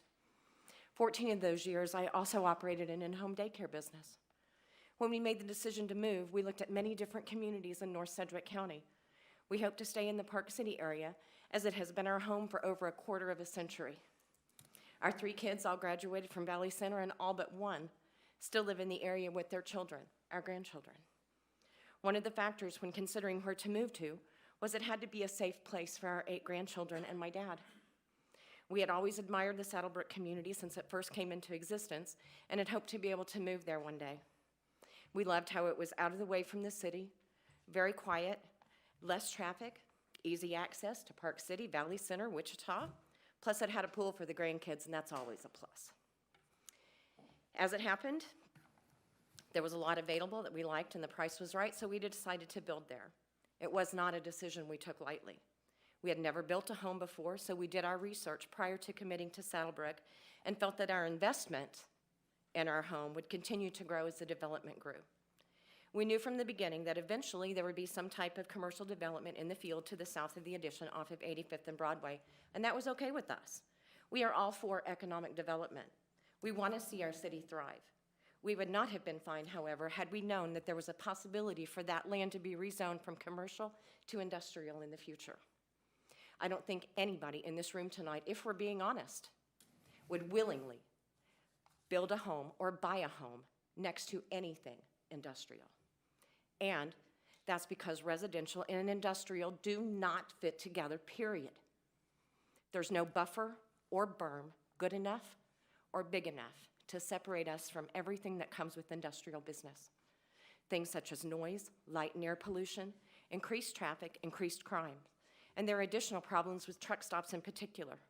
Trucks regenning all night long, the fumes that come from the trucks that are running, trash, lot lizards, which is just a nice name for prostitution, transients, child and sex trafficking, drug deals, the list goes on. Not only do I live in Saddlebrook, but I'm also on the board. After the news story broke about the truck stop, we had a meeting with Mr. Robelli to listen to what his vision was. When we mentioned our concerns about the crime, he stated that he would take steps to thwart crime by displaying Crime Stopper signs. I know as well as you that a sign is not going to diminish nor stop it. Criminals don't care what the sign says. They go to where it's the easiest to commit their crimes. Bottom line is there will be no enforcement to any of the concerns that we have. Mr. Rubelli even stated in our meeting with him that enforcement is pretty much impossible to do. We do not want this in our backyard. We want to keep our families and our properties safe. We want our investment, our homes, to grow in value, not decrease. Let me end this by saying again that we are not opposed to a truck stop in Park City. We are adamantly opposed to the zoning change. You cannot change the rules halfway through the ballgame. It's just not right. Mr. Rubelli owns other property that is much better suited for a truck stop. He himself stated 85th wasn't his ideal location. He wanted to put it at 101st, but the city would not give him incentives or help with the cost of infrastructure. Please, put yourselves in our shoes. Truly, honestly, think about how this would affect you, your family, your property, and your way of life. Please don't let dollar signs influence you and keep you from doing what you know is right. Please listen to what your citizens are telling you tonight. It's your job and it's your responsibility to do so. Do the right thing, even if it hurts a little. Thank you. Thank you, ma'am.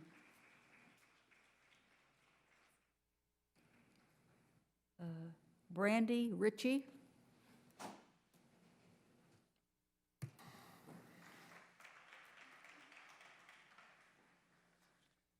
Hello, my name is Brandy Ritchie. Excuse me, and I live at 448 East Rolling Acres Court.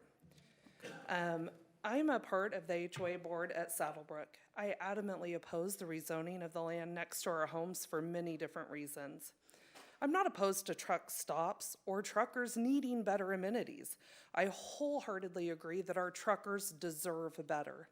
However, placing a truck stop directly next to a residential neighborhood just does not seem reasonable. Lou has graciously started constructing a berm, but who will be responsible for maintaining this berm?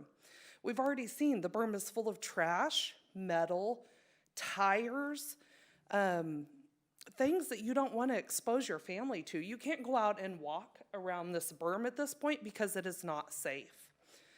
He says that they're going to landscape and plant trees on it, and I'm sorry, but in Kansas, if you plant a tree on the top of a 20-foot hill, a 50-mile-per-hour wind will take it down.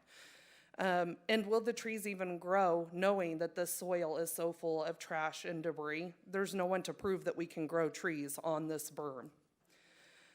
We're asked by Lou and his colleague to look at the landscaping at Fox Ridge. We did. It's next to a Sam's Club. That is a commercial business. A berm between a residential and a commercial business seems ideal. That does not substitute the distance needed between a residential and an industrial area. Excuse me. I also ask if they will be able to ensure that the trucks have DEF filters to reduce air pollution from the trucks. Their own expert said that they can enforce this, that there are known bypasses to these safety features and that truckers use them and they can't monitor that. So who's to say that our air is going to be safe if even the people running the truck stop can't enforce the rules? A number of compounds that are injurious to the human health are released from gas station tanks. The compounds include benzene, toluene, ethyl benzene, and xylene, which is also known as BTEX. Measures to resolve these adverse health conditions do not exist. These can cause nausea, cancer, anemia, increased susceptibility to infections, and low birth weight. According to the World Health Organization guidelines, there is no safe level for benzene.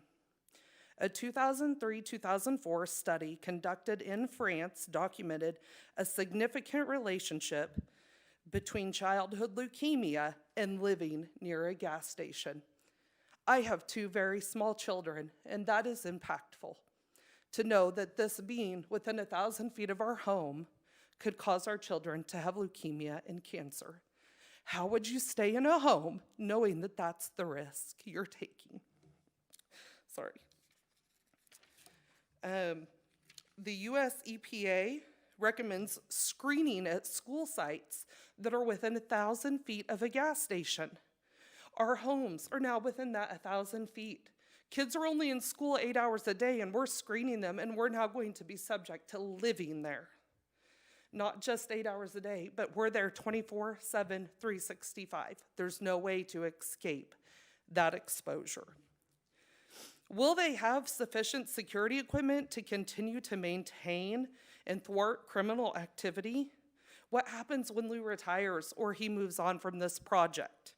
Will the next people have a protective overlay to protect us from that crime? Because I don't believe that that overlay includes their security equipment. Convenience store holdups account for 6% of all robberies in the nation. One study noted that convenience store employees suffer from high rates of workplace homicide, second only to taxi cab drivers. So our high school students that will maybe be employed at this gas station are at a higher risk of being hurt and killed because of the type of business it is. Lou also mentioned that the trucks will be parked a minimum of 500 feet away from our house. But who enforces this and how? If the truck happens to be within 500 feet, are we expecting our police officers to come in and ticket these? Is it a ticketable offense? Or are we just hoping that somebody that works there can get the trucks to do as they've asked? I ask you that there's no measures to enforce the safety to keep these trucks far enough from our property to protect our children. Lou purchased this land. Sorry, that's the end of the 5 minutes. Can you wrap up in a couple of seconds? Yes, I Roberta? can. Lou purchased this land in 2018. We had already lived in our home for 4 years when he purchased. We brought both of our children home from the hospital to what we dreamed was our forever home. This community has been here for 18 years, and Lou's attempt to rezone this has just happened. Please encourage Lou to use his land for commercial zone purposes as it's already zoned, and move his industrial truck center to a land better suited for industrial use. Thank you. Thank you, ma'am.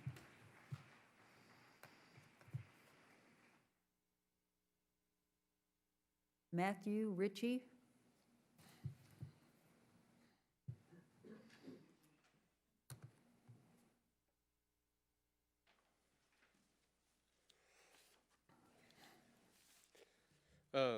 Matthew Ritchie, 448 East Rolling Acres Court in Saddlebrook. 448 East Rolling Acres Court in Saddlebrook. As you may notice, previous speaker is my wife. So we've got 2 young children that live in the neighborhood. Good evening, commissioners. To Saddlebrook residents, it seems as though Mr. Rebelli and his team are wanting to use us as guinea pigs.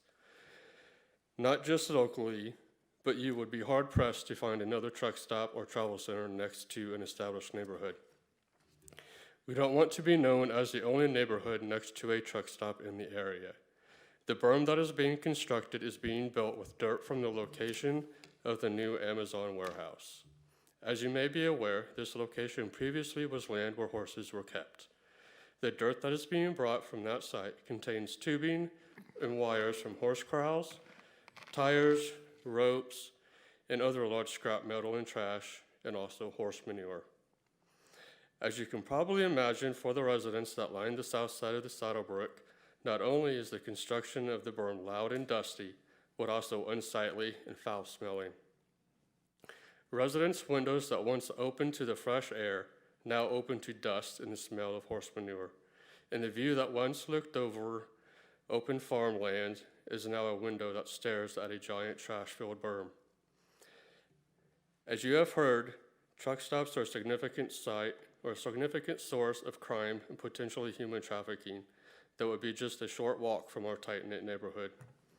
Even the large size of Saddlebrook's distance from the Park City law enforcement, it could have a more significant impact than other truck stops that are physically distanced from neighborhoods.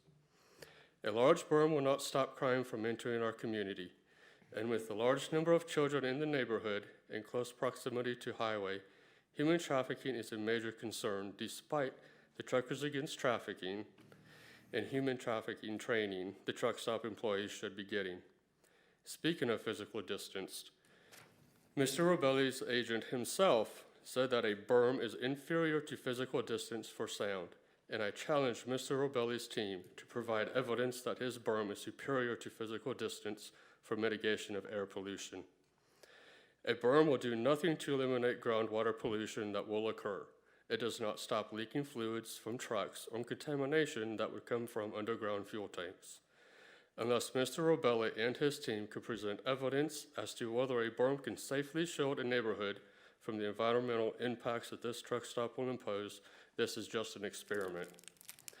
This berm will also end up as a catch-all to all debris and trash that gets blown towards the north in these Kansas winds. Saddlebrook residents will end up having to pick up trash blown into our yards. Who will be responsible for cleaning up this trash? Park City's own comprehensive plan implies not to put residential industrial use next to each other due to the negative impact industrial facilities can have and may cause. It does not say, but if you do, you can put up a berm and it will cure everything, and you will have nothing to worry about. Are you really going to go against your own comprehensive plan that protects your residents? In one meeting with our HOA, Mr. Robelli stated that this currently may not be the final permanent berm. So if this is the case, why put it so close to homes instead of a location that is more suited? As you know from emails sent to the commission, there were discussion about what any erosion fence would be put up to protect the drainage ditch. This fence took an additional 2 weeks to install from when we were told it would be put in. Is this a common theme for Mr. Robelli's projects? This is just a small fence. What other deadlines are we going to be told about that are not going to be met? The fence is just a start. So as you see, protections that Mr. Robelli and his team believe the berm will provide to our community compared to physical distance, as evidenced by location of other truck stops, even the ones at 64th Street and 53rd, will be very minimal, if any at all. So in conclusion, I hope you make the health and safety of your citizens the first priority, and not money, and not be known as the only city with a truck stop in the backyard of your residents, and that you would be treating as experimental guinea pigs and vote no on the change in the zoning to light industrial. Thank you. Thank you, sir.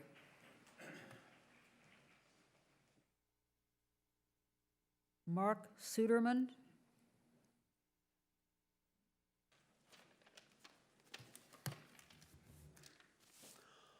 Mark Suderman, 8973 North Ridgewood, Park City, out of Saddlebrook. I want to thank you, committee, for taking the time to hear us tonight.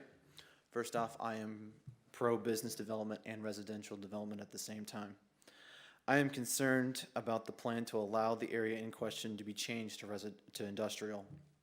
I'm also concerned that if this is allowed, then it will set a precedent for future projects throughout Park City that want to be forced into residential areas that are zoned for industrial. As others have shared their concern, this project could deter others from building in this residence and also the residents on the other side of the interstate, as well as deter any other projects in the surrounding area.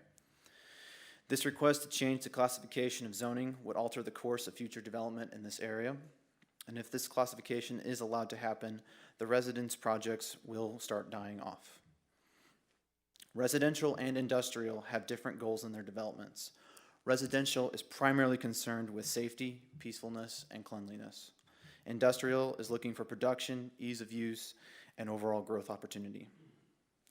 Another factor to be considered is once the truck stop is built, the remaining land will drop in attractiveness to other developers unless it is a direct benefit to the truck stop. Other job-creating businesses will look at other locations to build their businesses. They will not desire to be located near a loud, noisy, and large truck stop. Businesses such as an outlet, retail space, or business office park will not want to be located next to them. I think of Newton, Kansas, our neighbors to the north. I actually grew up in Newton, right outside east of their new park.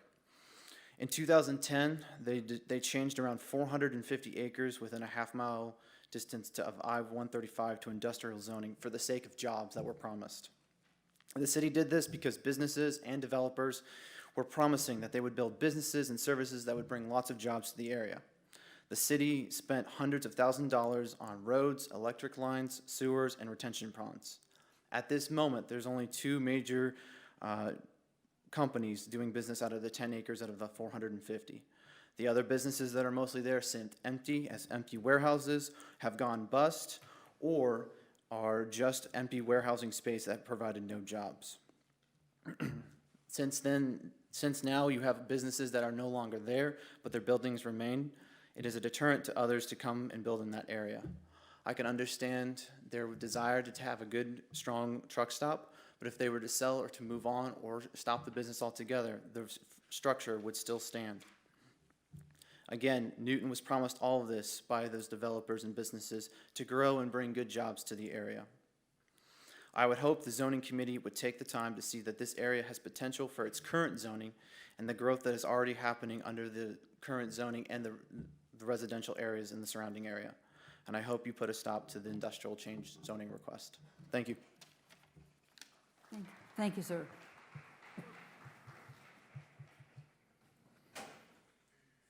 Jerry Hawkins.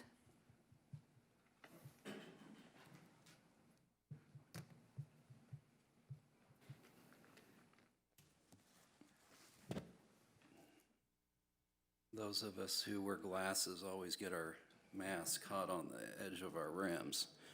Always having to pull that thing off. My name is Jerry Hawkins. I live at 401 North Fiddler's Creek Street in Valley Center, Kansas, about a mile west of this area. I'm a lawyer. I practice zoning law among several other areas of law, and I represent no one in the case, only myself, which probably makes me guilty of being a fool, according to the saying. I know from these zoning hearings that your objective is to create a record that supports your recommendation. This is being recorded and you're taking evidence. One good use of your time, once the public comment concludes, is to ask questions.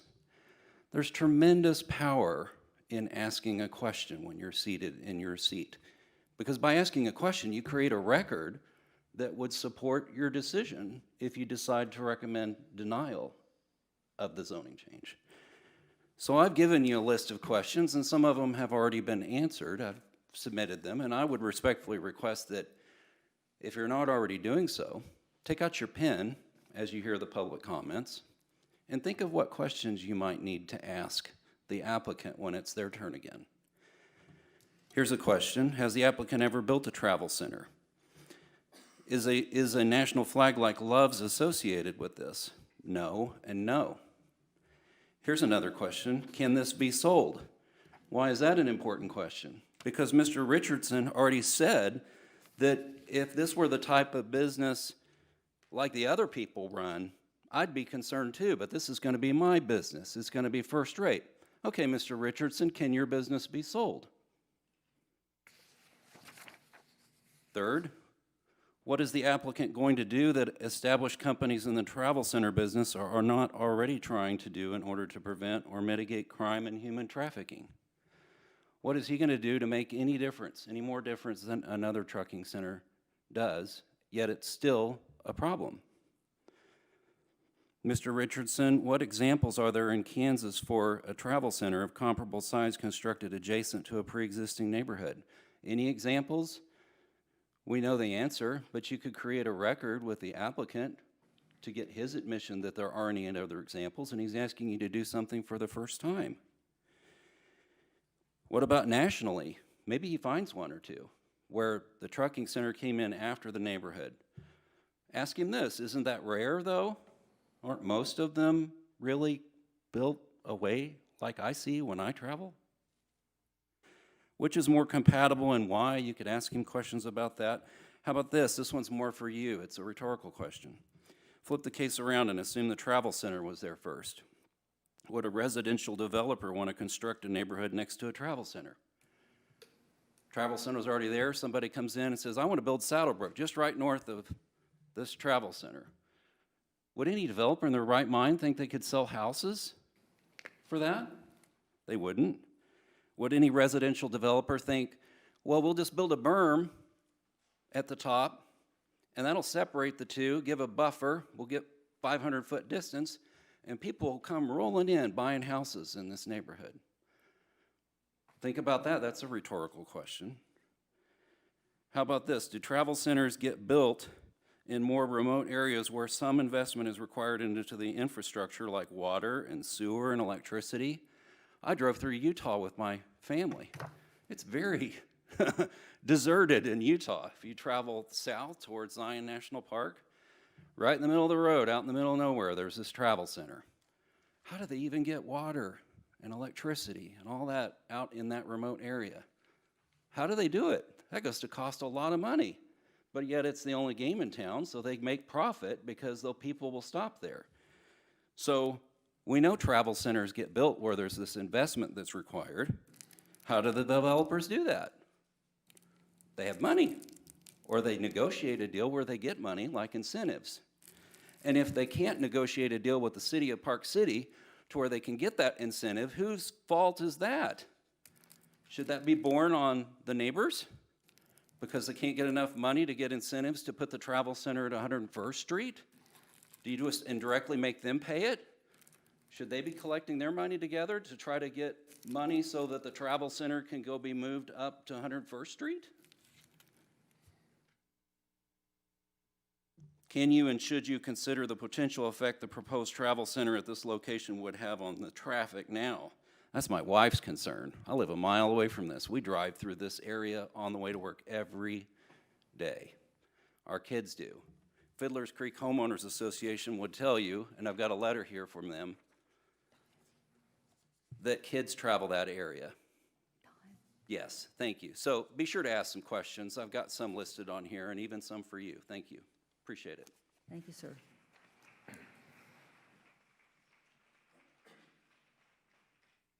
Melanie Barnhill?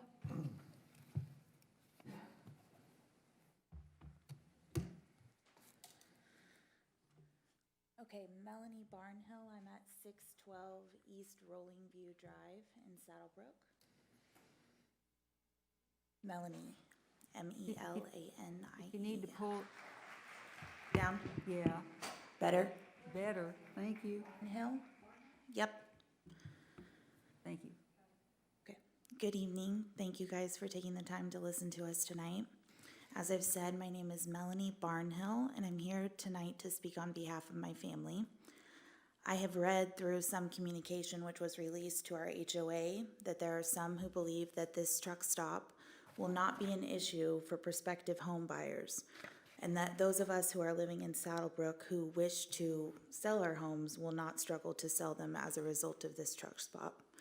I would like to share with you that from my perspective, that is not the case. I am one of only 5 people who purchased a home in Saddlebrook in 2020 before Mr. Robelli's article was put into the newspaper. In fact, our home closed on July 24th, and his article came out less than 3 weeks after we closed on our home. So we were devastated. We were furious when we read the article. This is the very first home that my family has owned, and we chose this location with very careful consideration. Had we known that the truck stop was planned for this corner, we likely would not have purchased our current home. And I can tell you we definitely would not have purchased it for its full appraised value, which we did. If you allow this zoning change, you are directly impacting my family's most valuable, most costly financial asset. And for what? As many others before me have shared, our neighborhood does not oppose a truck stop in Park City. There are other alternative locations where this truck stop could be built without being literally next door to my home. For my family, the value of this home is something we have worked very hard to be able to acquire. I have a feeling that the cost associated with other alternative locations where this truck stop could be built are more of a drop in a bucket for those who would incur those costs compared to the value of my family's home in ratio to my overall financial portfolio. And even more importantly than that, I have 3 kids who live in the home with me, a 13-year-old, a 6-year-old, and a 4-year-old. The careful consideration I mentioned earlier was because of our children. This was literally the perfect house for us to raise our family. It had excellent schools, was close to our place of employment, and more importantly, the neighborhood was filled with kids that my kids could grow up with. We actually moved from a large neighborhood that had about 400 homes in it and chose Saddlebrook because it only had around 100 families, and we felt like we'd be able to get to know everyone and my kids would be able to grow up in a safe area. If you allow this zoning change, you'll take that away from my children. I will no longer feel comfortable letting them play outside with a truck stop less than 1,000 feet from my property. Although they will argue that steps are being taken to mitigate crime at truck stops, steps are being taken because crime is such a problem at truck stops. Put yourselves in my shoes. Would you allow your small children, or even your teenager, your 13-year-old, to be outside with such a high risk of crime, drugs, and human trafficking? I think any parent would not. Not to mention, I know others have mentioned this, but my 6-year-old son had bronchiolitis many times before the age of 2, and he's at a high risk of health issues as a result of air pollution, so that's another concern that we have. We just purchased this home. It is our very first home. We don't have the luxury of putting our home on the market and taking a massive financial loss in order to move out of the neighborhood, at least not in any point in the near future. Please, before you make your decision tonight, consider us. Put yourselves in our shoes. Although I don't know if the wool was being pulled over our eyes when we bought this home, and in my heart I believe the sellers did not have any knowledge of this, it doesn't lessen the sting anymore. This truck stop is turning our dream home into our worst nightmare. Please just consider putting this development somewhere else. Industrial development does not belong next to residential neighborhoods. It's just common sense. Thank you. Thank you. Thank you, ma'am.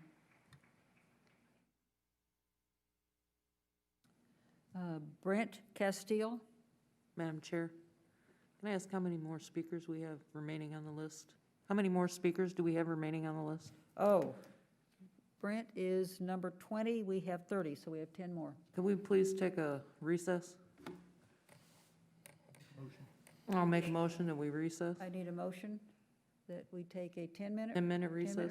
Chris makes a, I'm sorry, sir. No, that's fine. So you'll I'll be speak after the recess. After the recess. I'll second the yes. motion. And Michael seconds it. Chris made a motion, Michael seconded it, that we take a 10-minute recess. All those in favor say aye. Aye. Opposed? Motion carries. Thank you.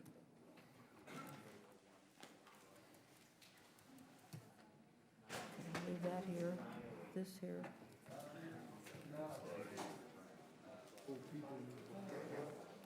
Yes.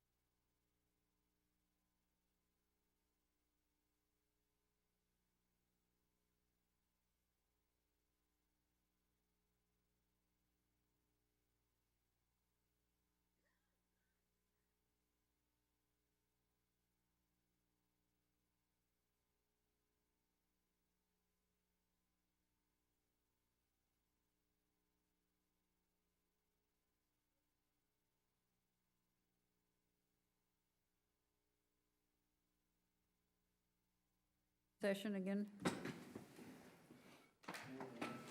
And Mr. Castillo? Are we still waiting for Ooh. Russ? We're missing Russ. I have to look up. All right, we will wait. I'm sorry, I didn't hear, did you say? We'll wait, we'll Okay, wait all right. till Russ gets here.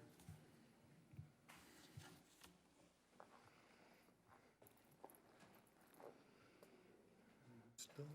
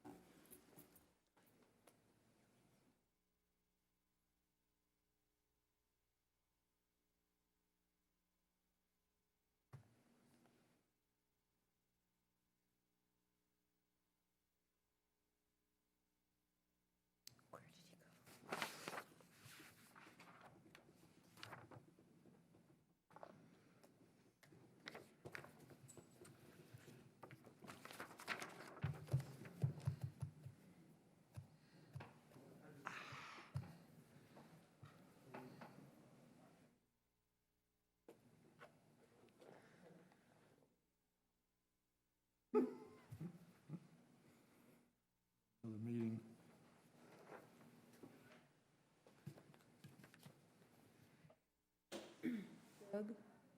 Doug, can we continue without Russ being here? All right, then, we will continue. Mr. Castillo? Hey, thank you for having me this evening. My name's Brent Castillo, and I live at 9801 North Broadway.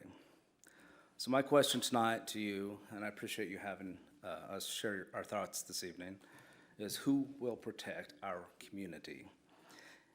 According to your development director, he's already made a recommendation of yes, pass this.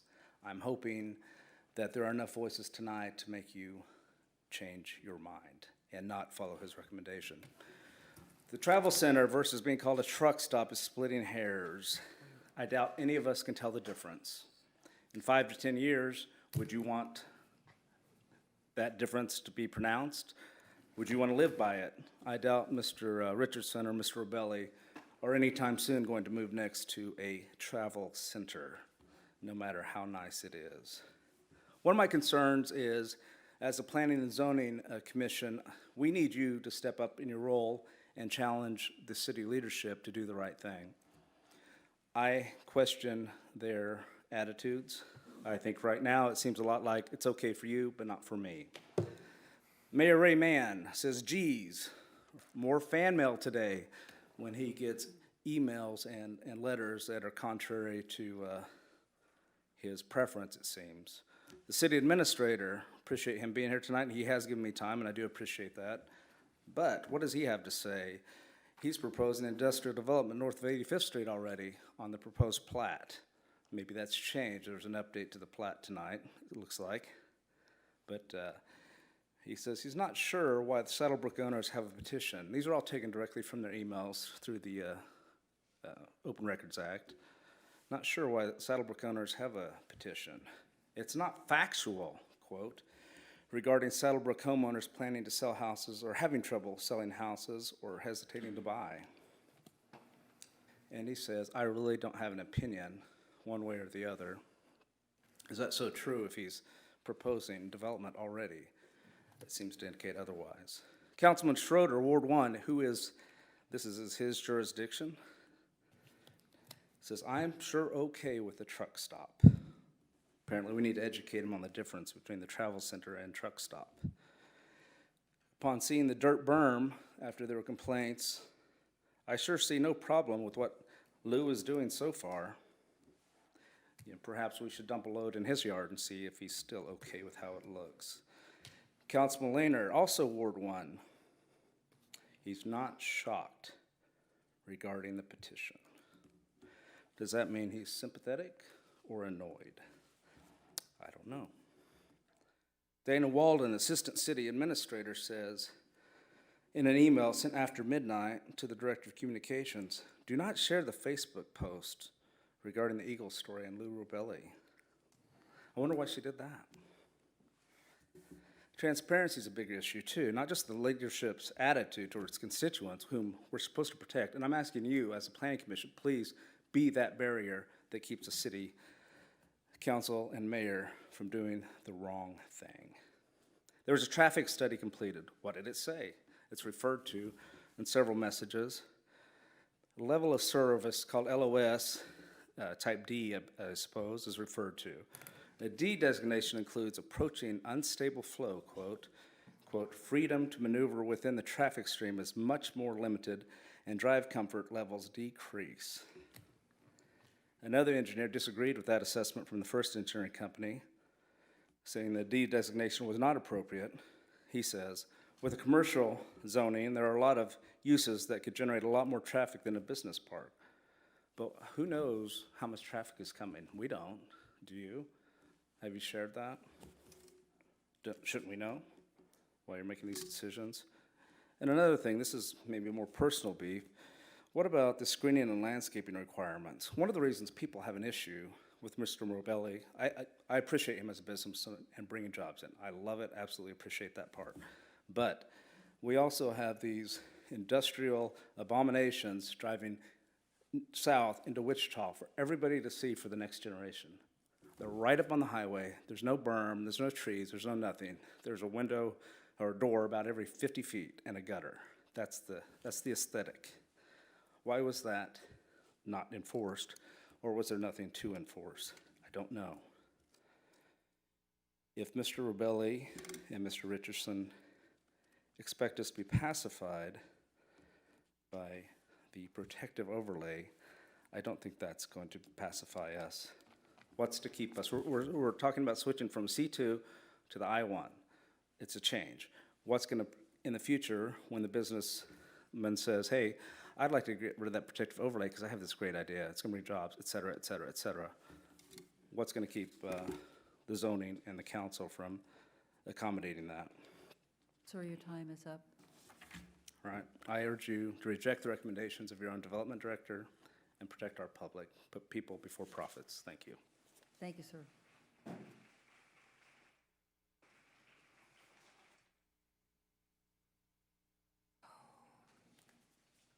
Justin Wagner.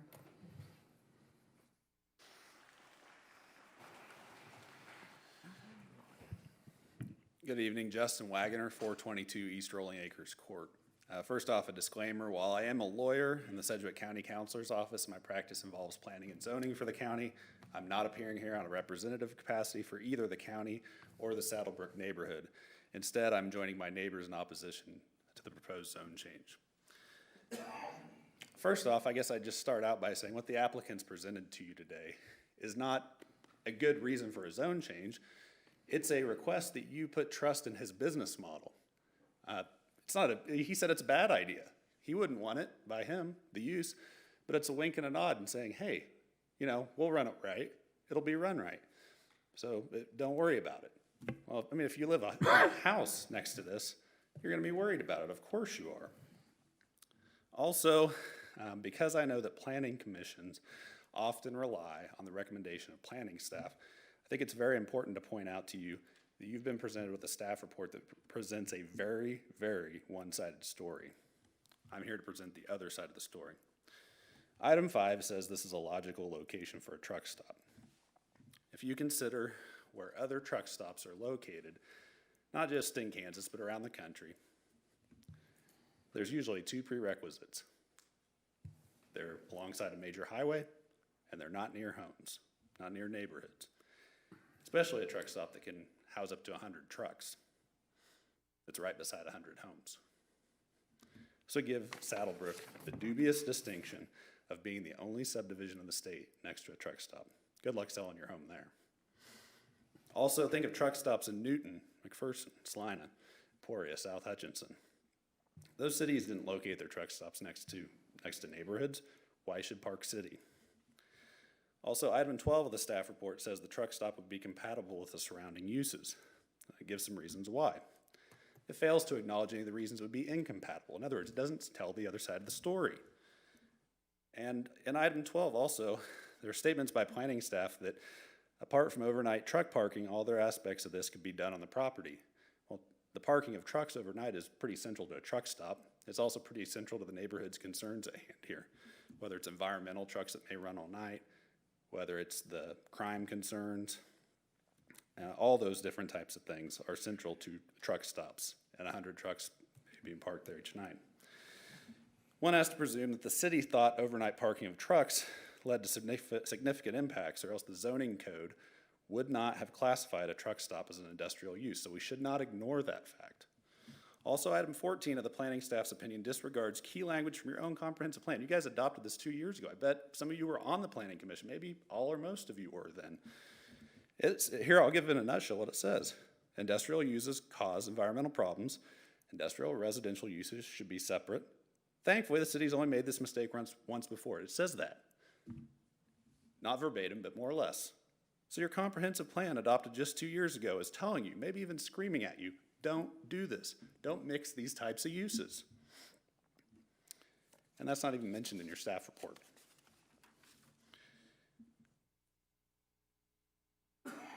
Also, I'd point out item 17 contains a scant analysis of any impact the truck stop would have on this area. Public health, safety, and welfare is part of that inquiry. It's the most broadly defined phrase in government. It covers almost everything, or maybe everything local government does. I would urge you, if you haven't already, read our legal counsel's memo and also my letter, which address a handful of issues entailed within that.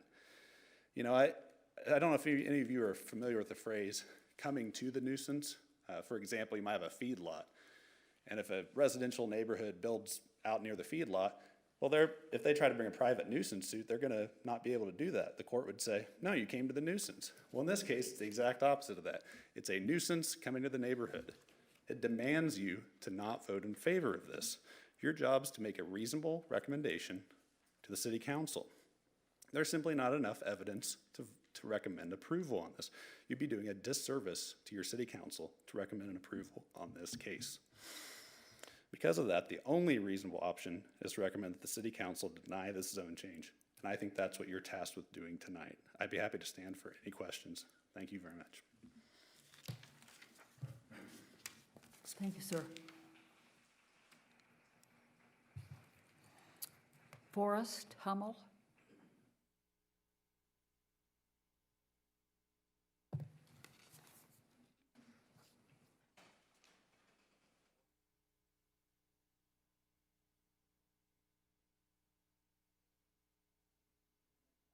Forrest Hummel. Oh, after that is Kyle Lang.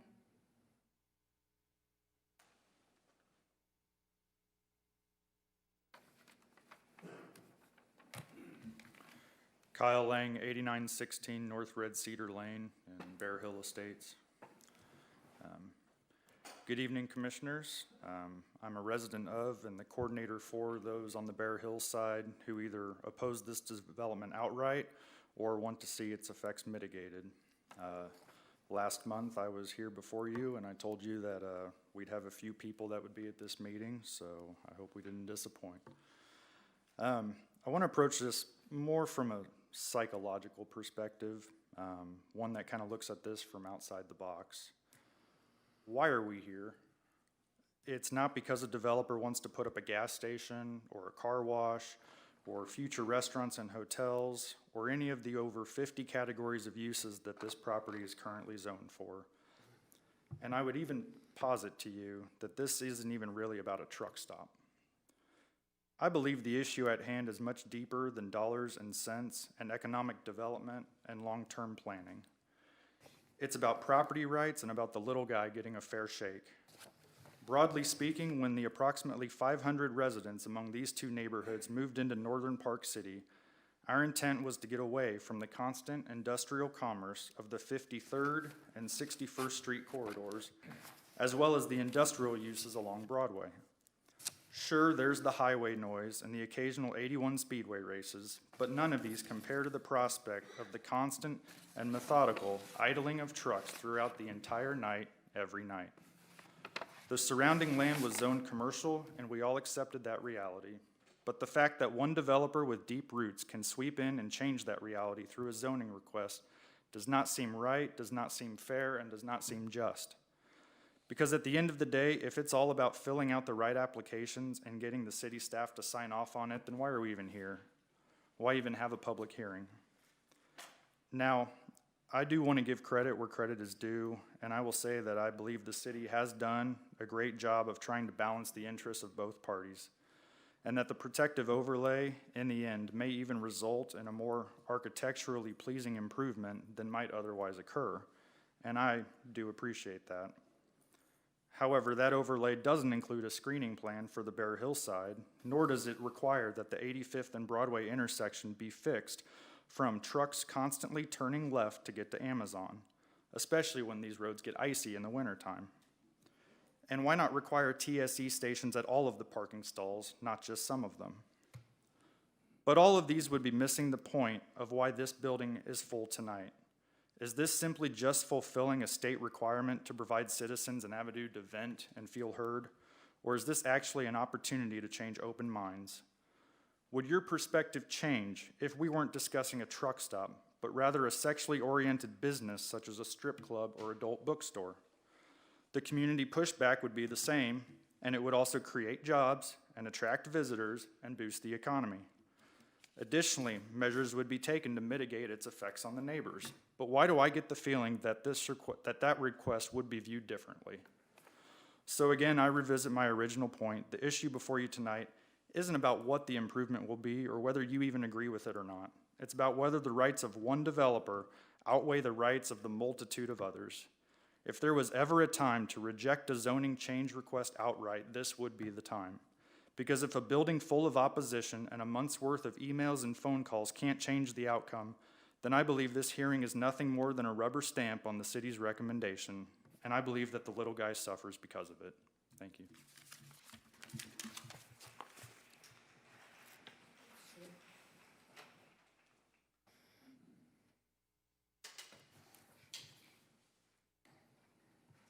Milo Richards. It's hard to read. I think that's the last name, Richards.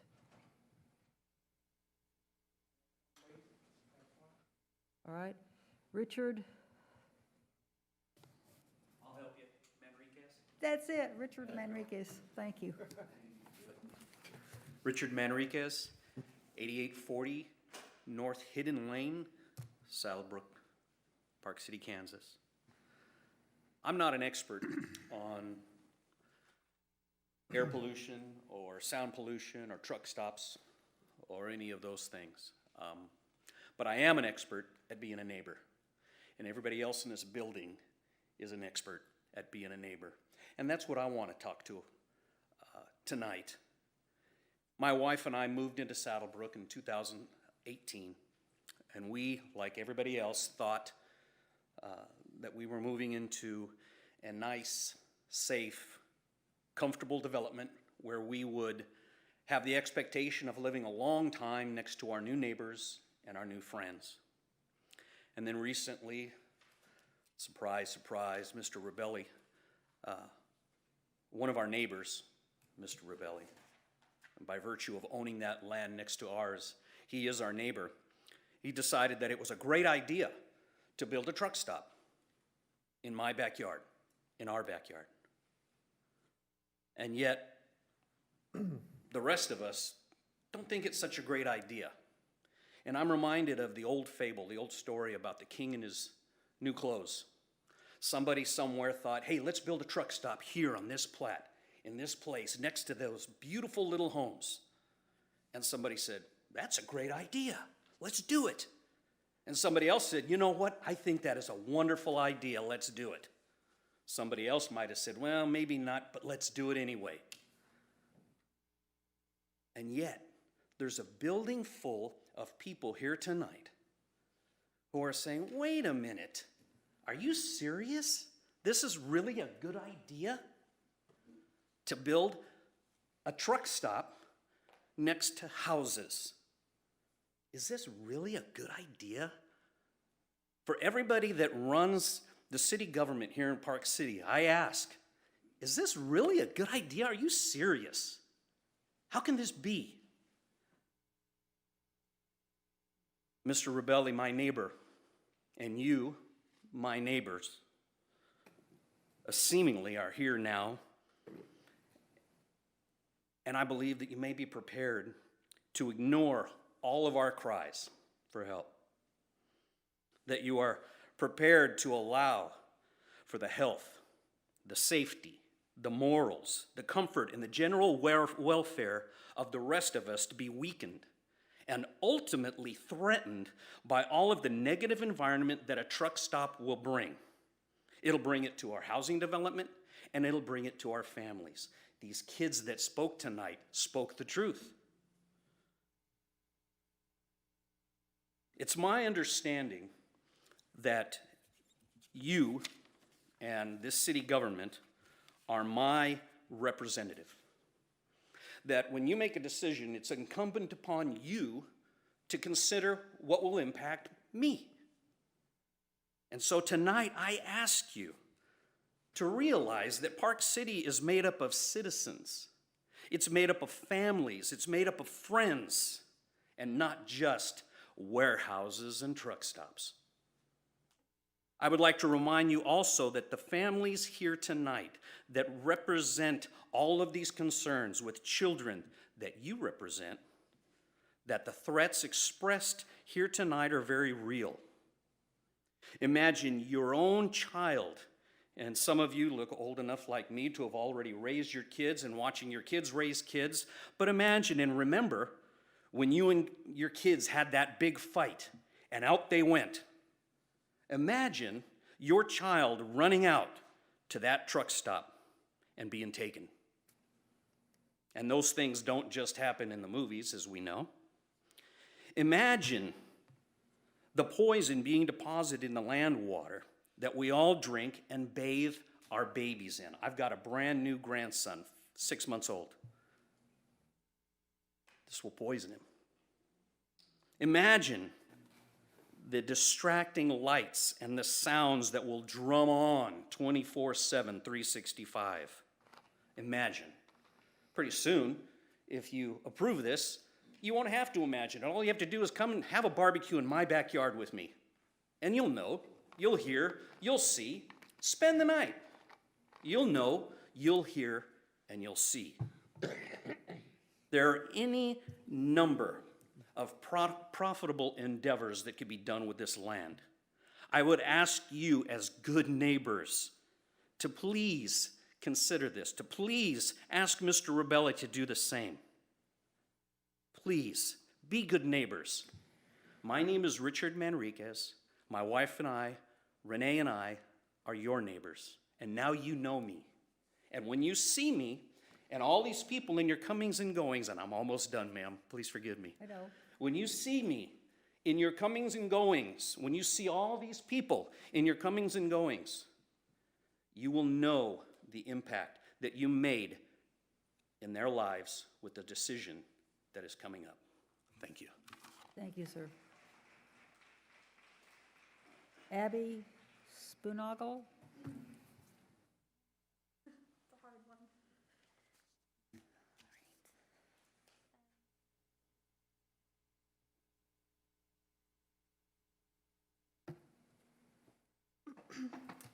My name is Abby Spinagle. I live at 8852 North Saddlebrook Court. My house is also the one that got the notice for being within 200 feet of the proposed zoning change, the buffer. I do want to preface this with saying that I stand behind everything that everyone else has said here tonight, but because my house was the one within the 200 feet, I kind of wanted to take a more personal approach to it. I'll try to get through it without being too emotional.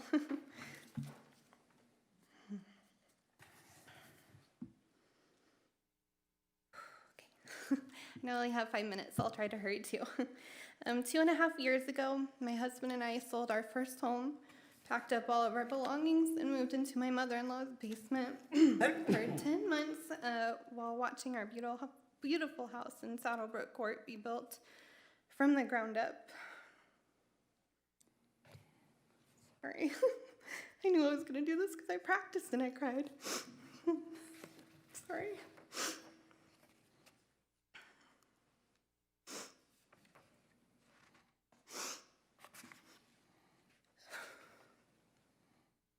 I remember the day that we had our own little groundbreaking ceremony with our family and the immense pride that we had in owning our own land and building our dream house.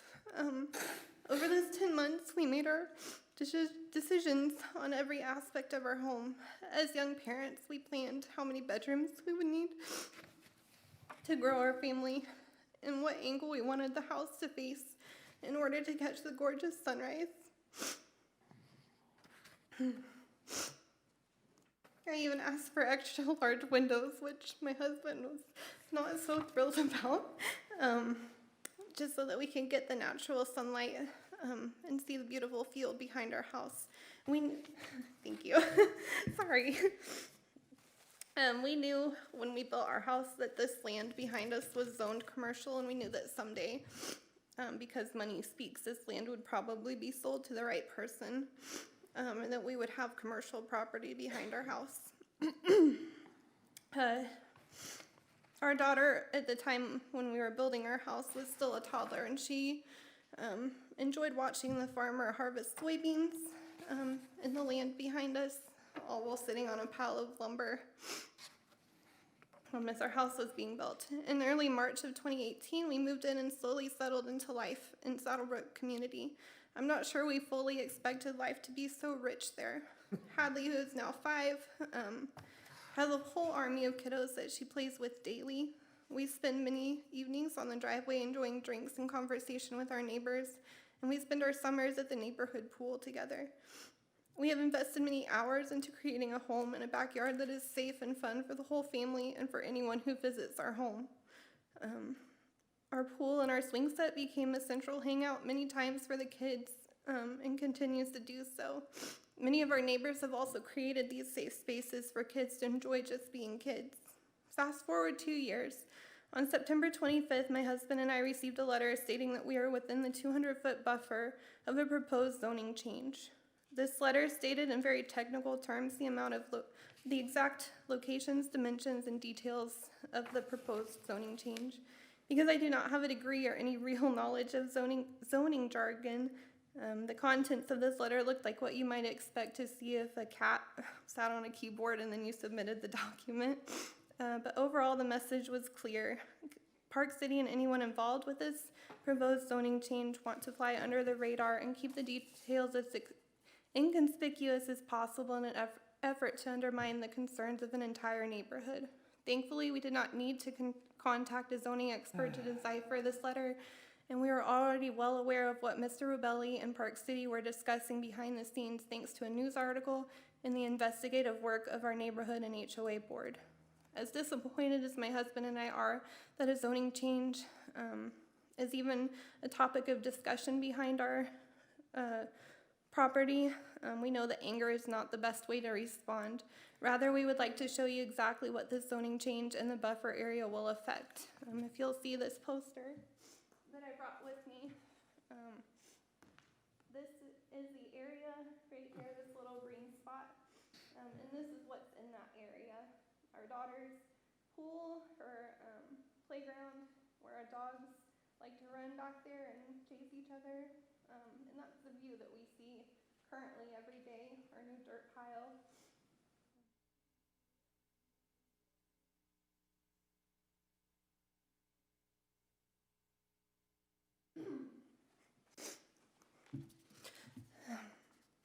Okay, where was I? We also have our well in that area, right in the middle where our daughter's swing set is. So we worry about how the runoff from a truck stop or a travel center would affect our well water and how it would affect the yard that we maintain with that well water. So commission members, On paper and in pocketbooks, this zoning change may look bright, shiny, and wonderful, but remember that we are here.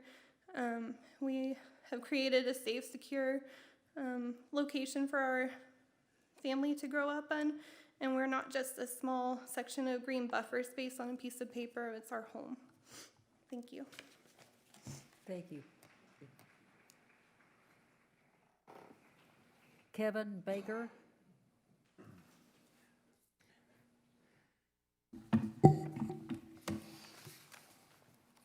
Kevin Baker, 702 East Sprucewood Circle, Saddlebrook. Thank you, council members.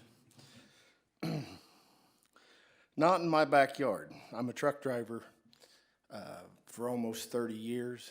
I've traveled almost all the continental United States, and I have never seen a truck stop next door to a residential area.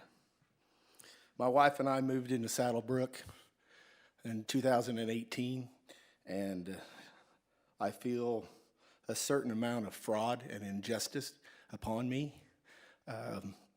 because I was one of many who took advantages of the incentives to move out there.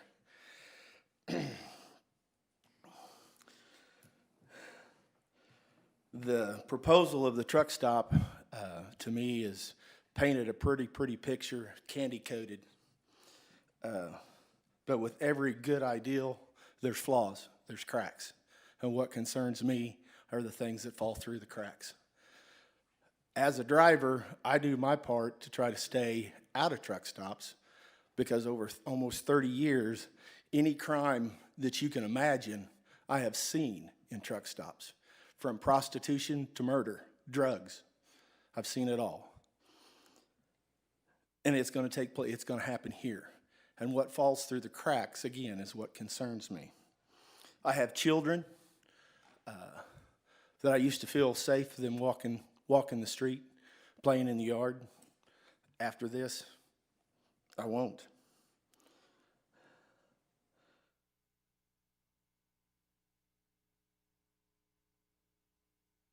I feel like that if this is passed, goes forward, that as a homeowner and a taxpayer in the community, that I am going to be let down, and more important than me, the children of our neighborhoods are going to be let down too. Thank you. Thank you. Thank you, sir. Misty Schrag.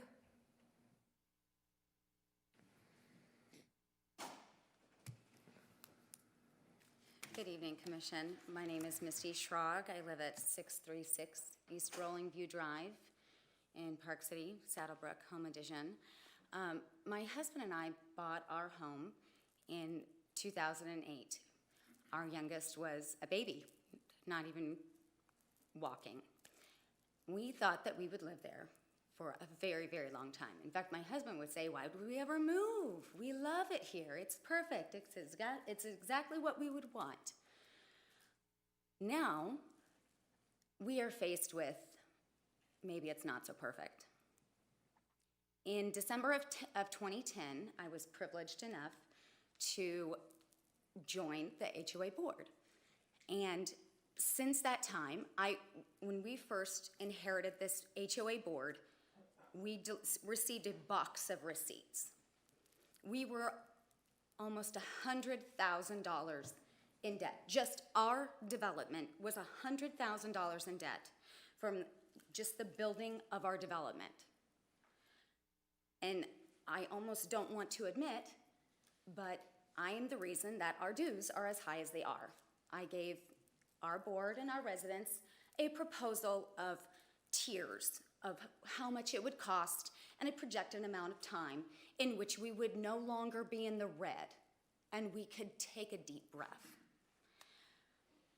Well, here we are, 10 years later, and we are finally at a position to where we can put in the walkway, the sidewalk, the playground that we have for over a decade have been promising our residents. We have been scrimping and saving and doing everything that we could to provide these amenities and make Saddlebrook the ultimate place to move. I have organized Halloween parades, costume parties. I have organized community events, open pool events, come meet your neighbor, block parties. I have spent more hours than I would like to admit baking bread and brownies and pies and picking up plants and welcoming our new neighbors in. I was on the board, that was my job, and I wanted to be that welcome committee. That was part of my position. Thankfully, Saddlebrook has grown so much to where I can't keep up with that. It's a lot of bread. But now, that's not the case. We do still know our neighbors, we see our neighbors, we ride our bikes, we visit with them, we have coffee with them. I was shocked when one of my dear neighbors moved solely because of the addition of Harper Camperland. I thought, oh, it is a lot of light, but you know it's commercial, we're going to get this. They just up and left, didn't even wait. Well, we knew it was going to be commercial. We were aware of that, as you have all heard. The light industrial and anything that comes with it, we are not okay with.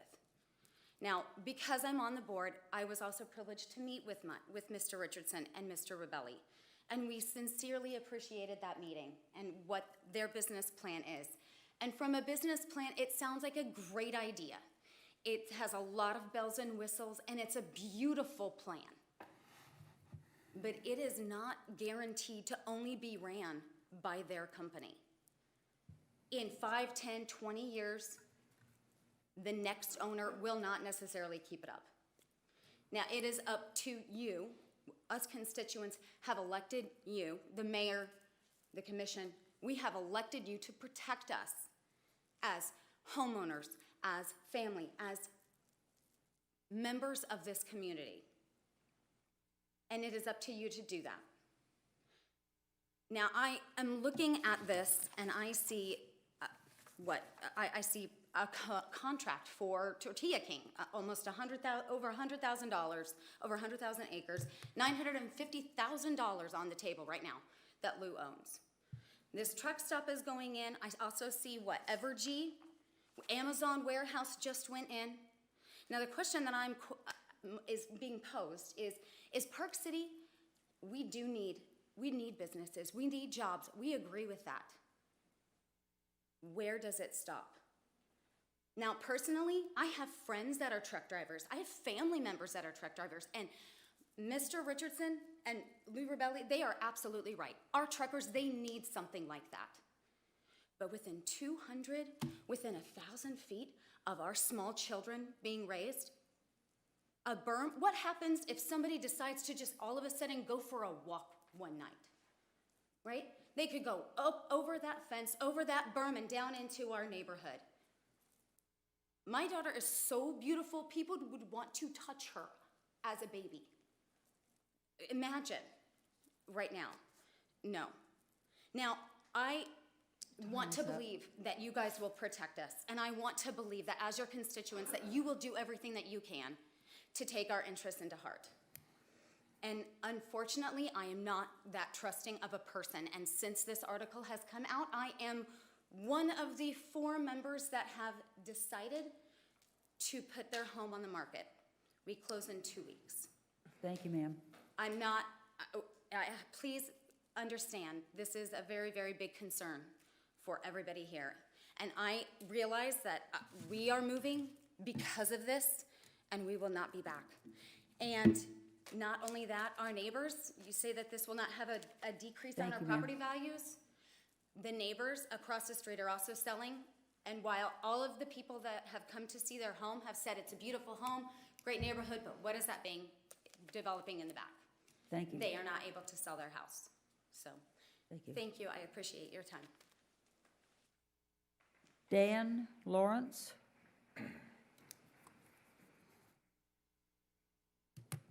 My name is Dan Lawrence. I live at 1604 East Fallbrook Street in Park City, which is Bear Hill Estates. I only have a couple of points to make. Number one, I'm a retired naval officer. I'm a retired police officer, and I've been in the security consulting business and law enforcement for over 30 years. And no disrespect intended to these people here, because I understand business. But I can tell you, there's no amount of technology, there's no amount of training, there's no amount of law enforcement or security that's going to stop any type of crime in a truck stop. It's almost impossible to do because of the 24/7 movement that goes on there. Everyone else has talked about the ground pollution, the water pollution. They've talked about human trafficking, the drugs, assaults, murders. Another thing that comes with truck stops are transients, and lots of transients. It's no different than jumping on a train. You can jump on a truck in one truck stop and go somewhere else if you want. The other thing that I'd like to address right now is really, what is Park City? Park City is a community. Park City's neighbors, Park City's families, you know. Park City is a nice place to live. Before I moved here, I took 9 months, my wife and I took 9 months to find the community we wanted to live in, and we chose Park City. There's low crime here. The police do a great job. There's a lot of wonderful businesses here that go on, family owned and operated. We love Park City.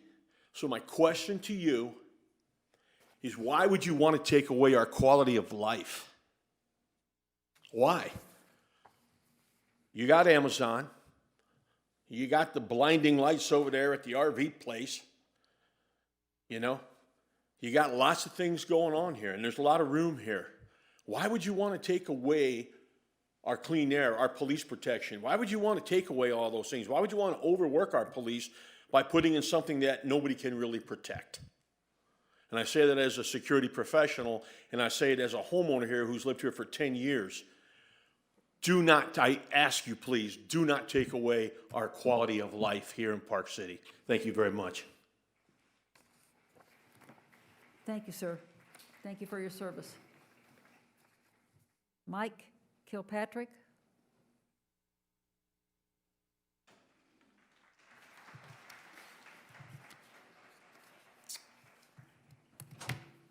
Kilpatrick.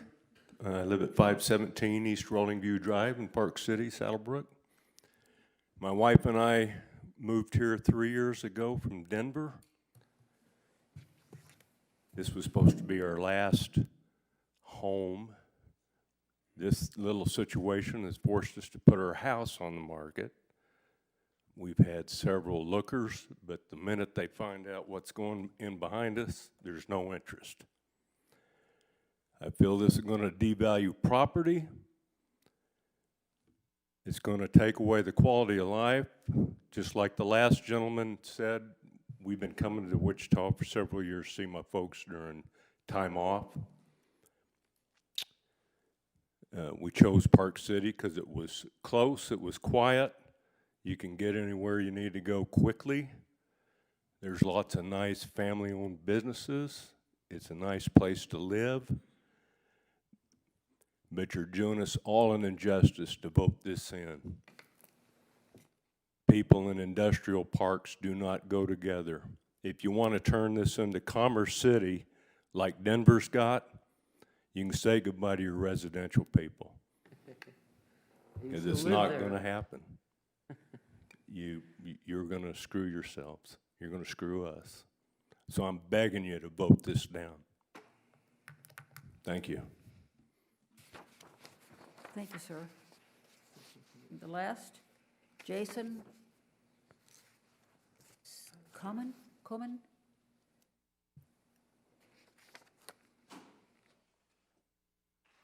I had Jason Coman, 1623 East Bear Hill Road, Park City, Kansas. C-O-M-A-N. First, thank you for giving us time to all come here and express our concerns with you guys tonight. As Mr. Manriquez said, I'm not an expert in zones, how all that stuff works. What I am an expert in is law enforcement. I'm not here in any kind of official capacity. I'm here as a member of this community. I've been a federal agent for Department of Homeland Security for 14 years. I'm also a 6-year veteran. I can tell you right now, it's easy to think that this isn't happening in your backyard. It does. I personally have assisted in numerous arrests here throughout the state of Kansas. Trafficking, smuggling, just a lot of cases I can't really get into. I was asked to consult with some members of my community on what I can offer, what kind of evidence I can bring to you. Most of that stuff's law enforcement sensitive, so I couldn't just bring it in. So I figured my testimony, I'm here as evidence to tell you this is real. This crime does happen, and it will happen right here. These transnational smuggling organizations, they don't care about communities, stuff like that. They just care about their routes. And the 135, 35, 70 corridor, they're heavily used routes. And there's plenty of case law or cases that have been presented. Personally prosecuted quite a few people along the 70 corridor. So I just want to let you know, as a member of this community, this is a real problem. It's right here in our backyard. When we do go after people, as someone stated earlier, what's to stop someone from going over the berm, taking a look? I'll tell you right now, when people are encountered, they run. And where they're gonna run through those backyards, right into those backyards. Now you got police officers chasing people through people's homes where they're trying to live. So I just want you to take all into consideration, know this is real, and you know, just let know that this will happen right here in our own backyard. Thank you. Thank you, sir. That is everyone that signed up to speak.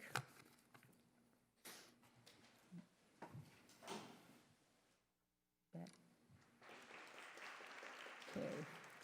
Next item is written communication. Are there any written communication? Yes, we did receive, all of us received written communication in our packet. Certainly, we tried to compile all the correspondence received to date into one separate attachment, so hopefully you all seen that. We received several pieces of written communication tonight, so that will ultimately be part of the record. I'll add those correspondence. I believe Mr. Hawkins, as well as the Fiddler's Creek HOA, both had letters that they provided to you. We'll add that to the list going forward. Next is Applicant rebuttal. wait. Oh. Doug, would this be a good thought? No, I have to continue. Applicants? Applicants rebuttal, or applicants response, I guess is a better word. Okay. Thanks again for the time. I won't take very long, but I guess just a few points. Lots of emotion around this issue, obviously, and lots of opinions. One comment early on from the attorney for Saddlebrook was about us, Mr. Rebelli and myself, not having experience in travel centers, construction of travel centers, and managing of them. What we do have is a lot of experience with large projects, very capital-intensive projects, and obviously Mr. Rebelli manages multiple businesses, multiple people in the trucking industry. I've managed manufacturing facilities where people have similar concerns about maybe stereotypes about people of 1,300 or more employees in different areas, Wichita, of course, most recently. Lots of comments about human trafficking. It is an epidemic. It's a horrible thing. I don't think anybody would ever open up a business thinking or hoping or that they thought would draw in human trafficking. It's not there because of truck stops.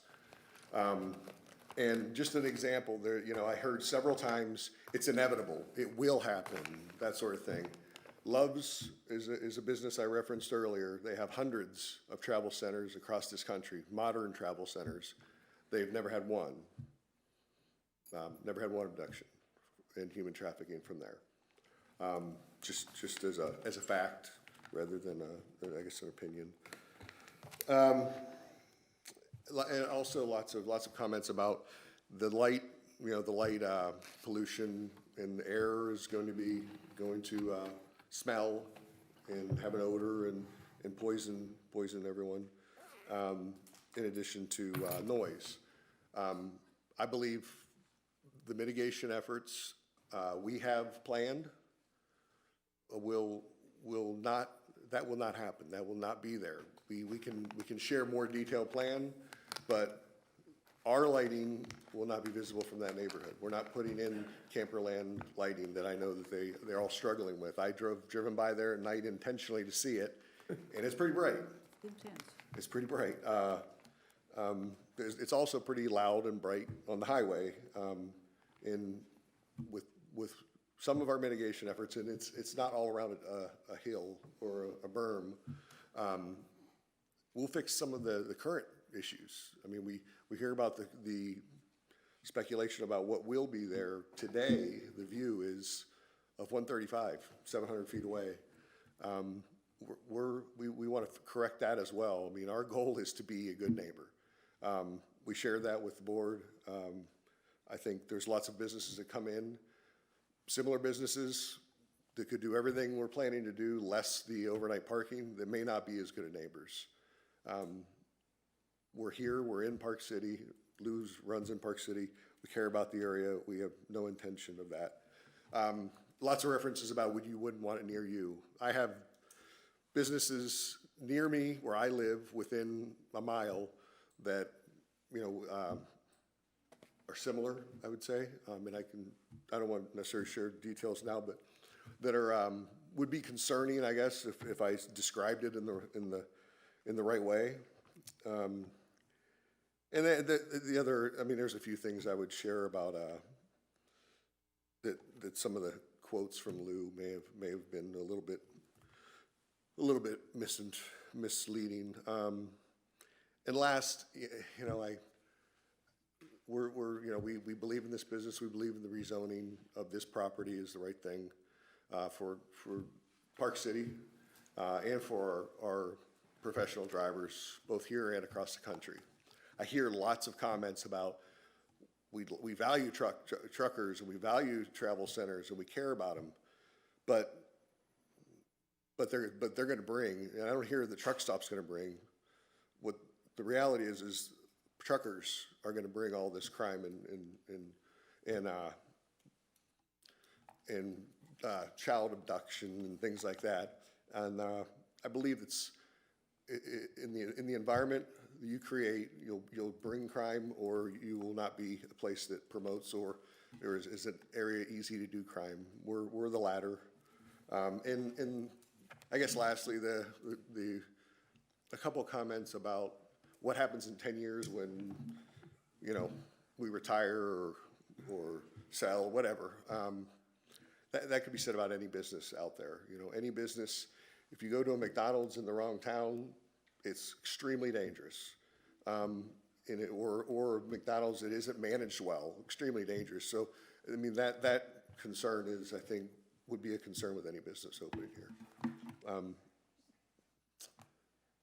I still strongly believe this is the right thing to do, and we'll be happy to answer any other questions that commissioners can that have. And thank you for your time. Appreciate it. Your very long time. You're very welcome. Okay, the final public comments. Do we have any final public comments?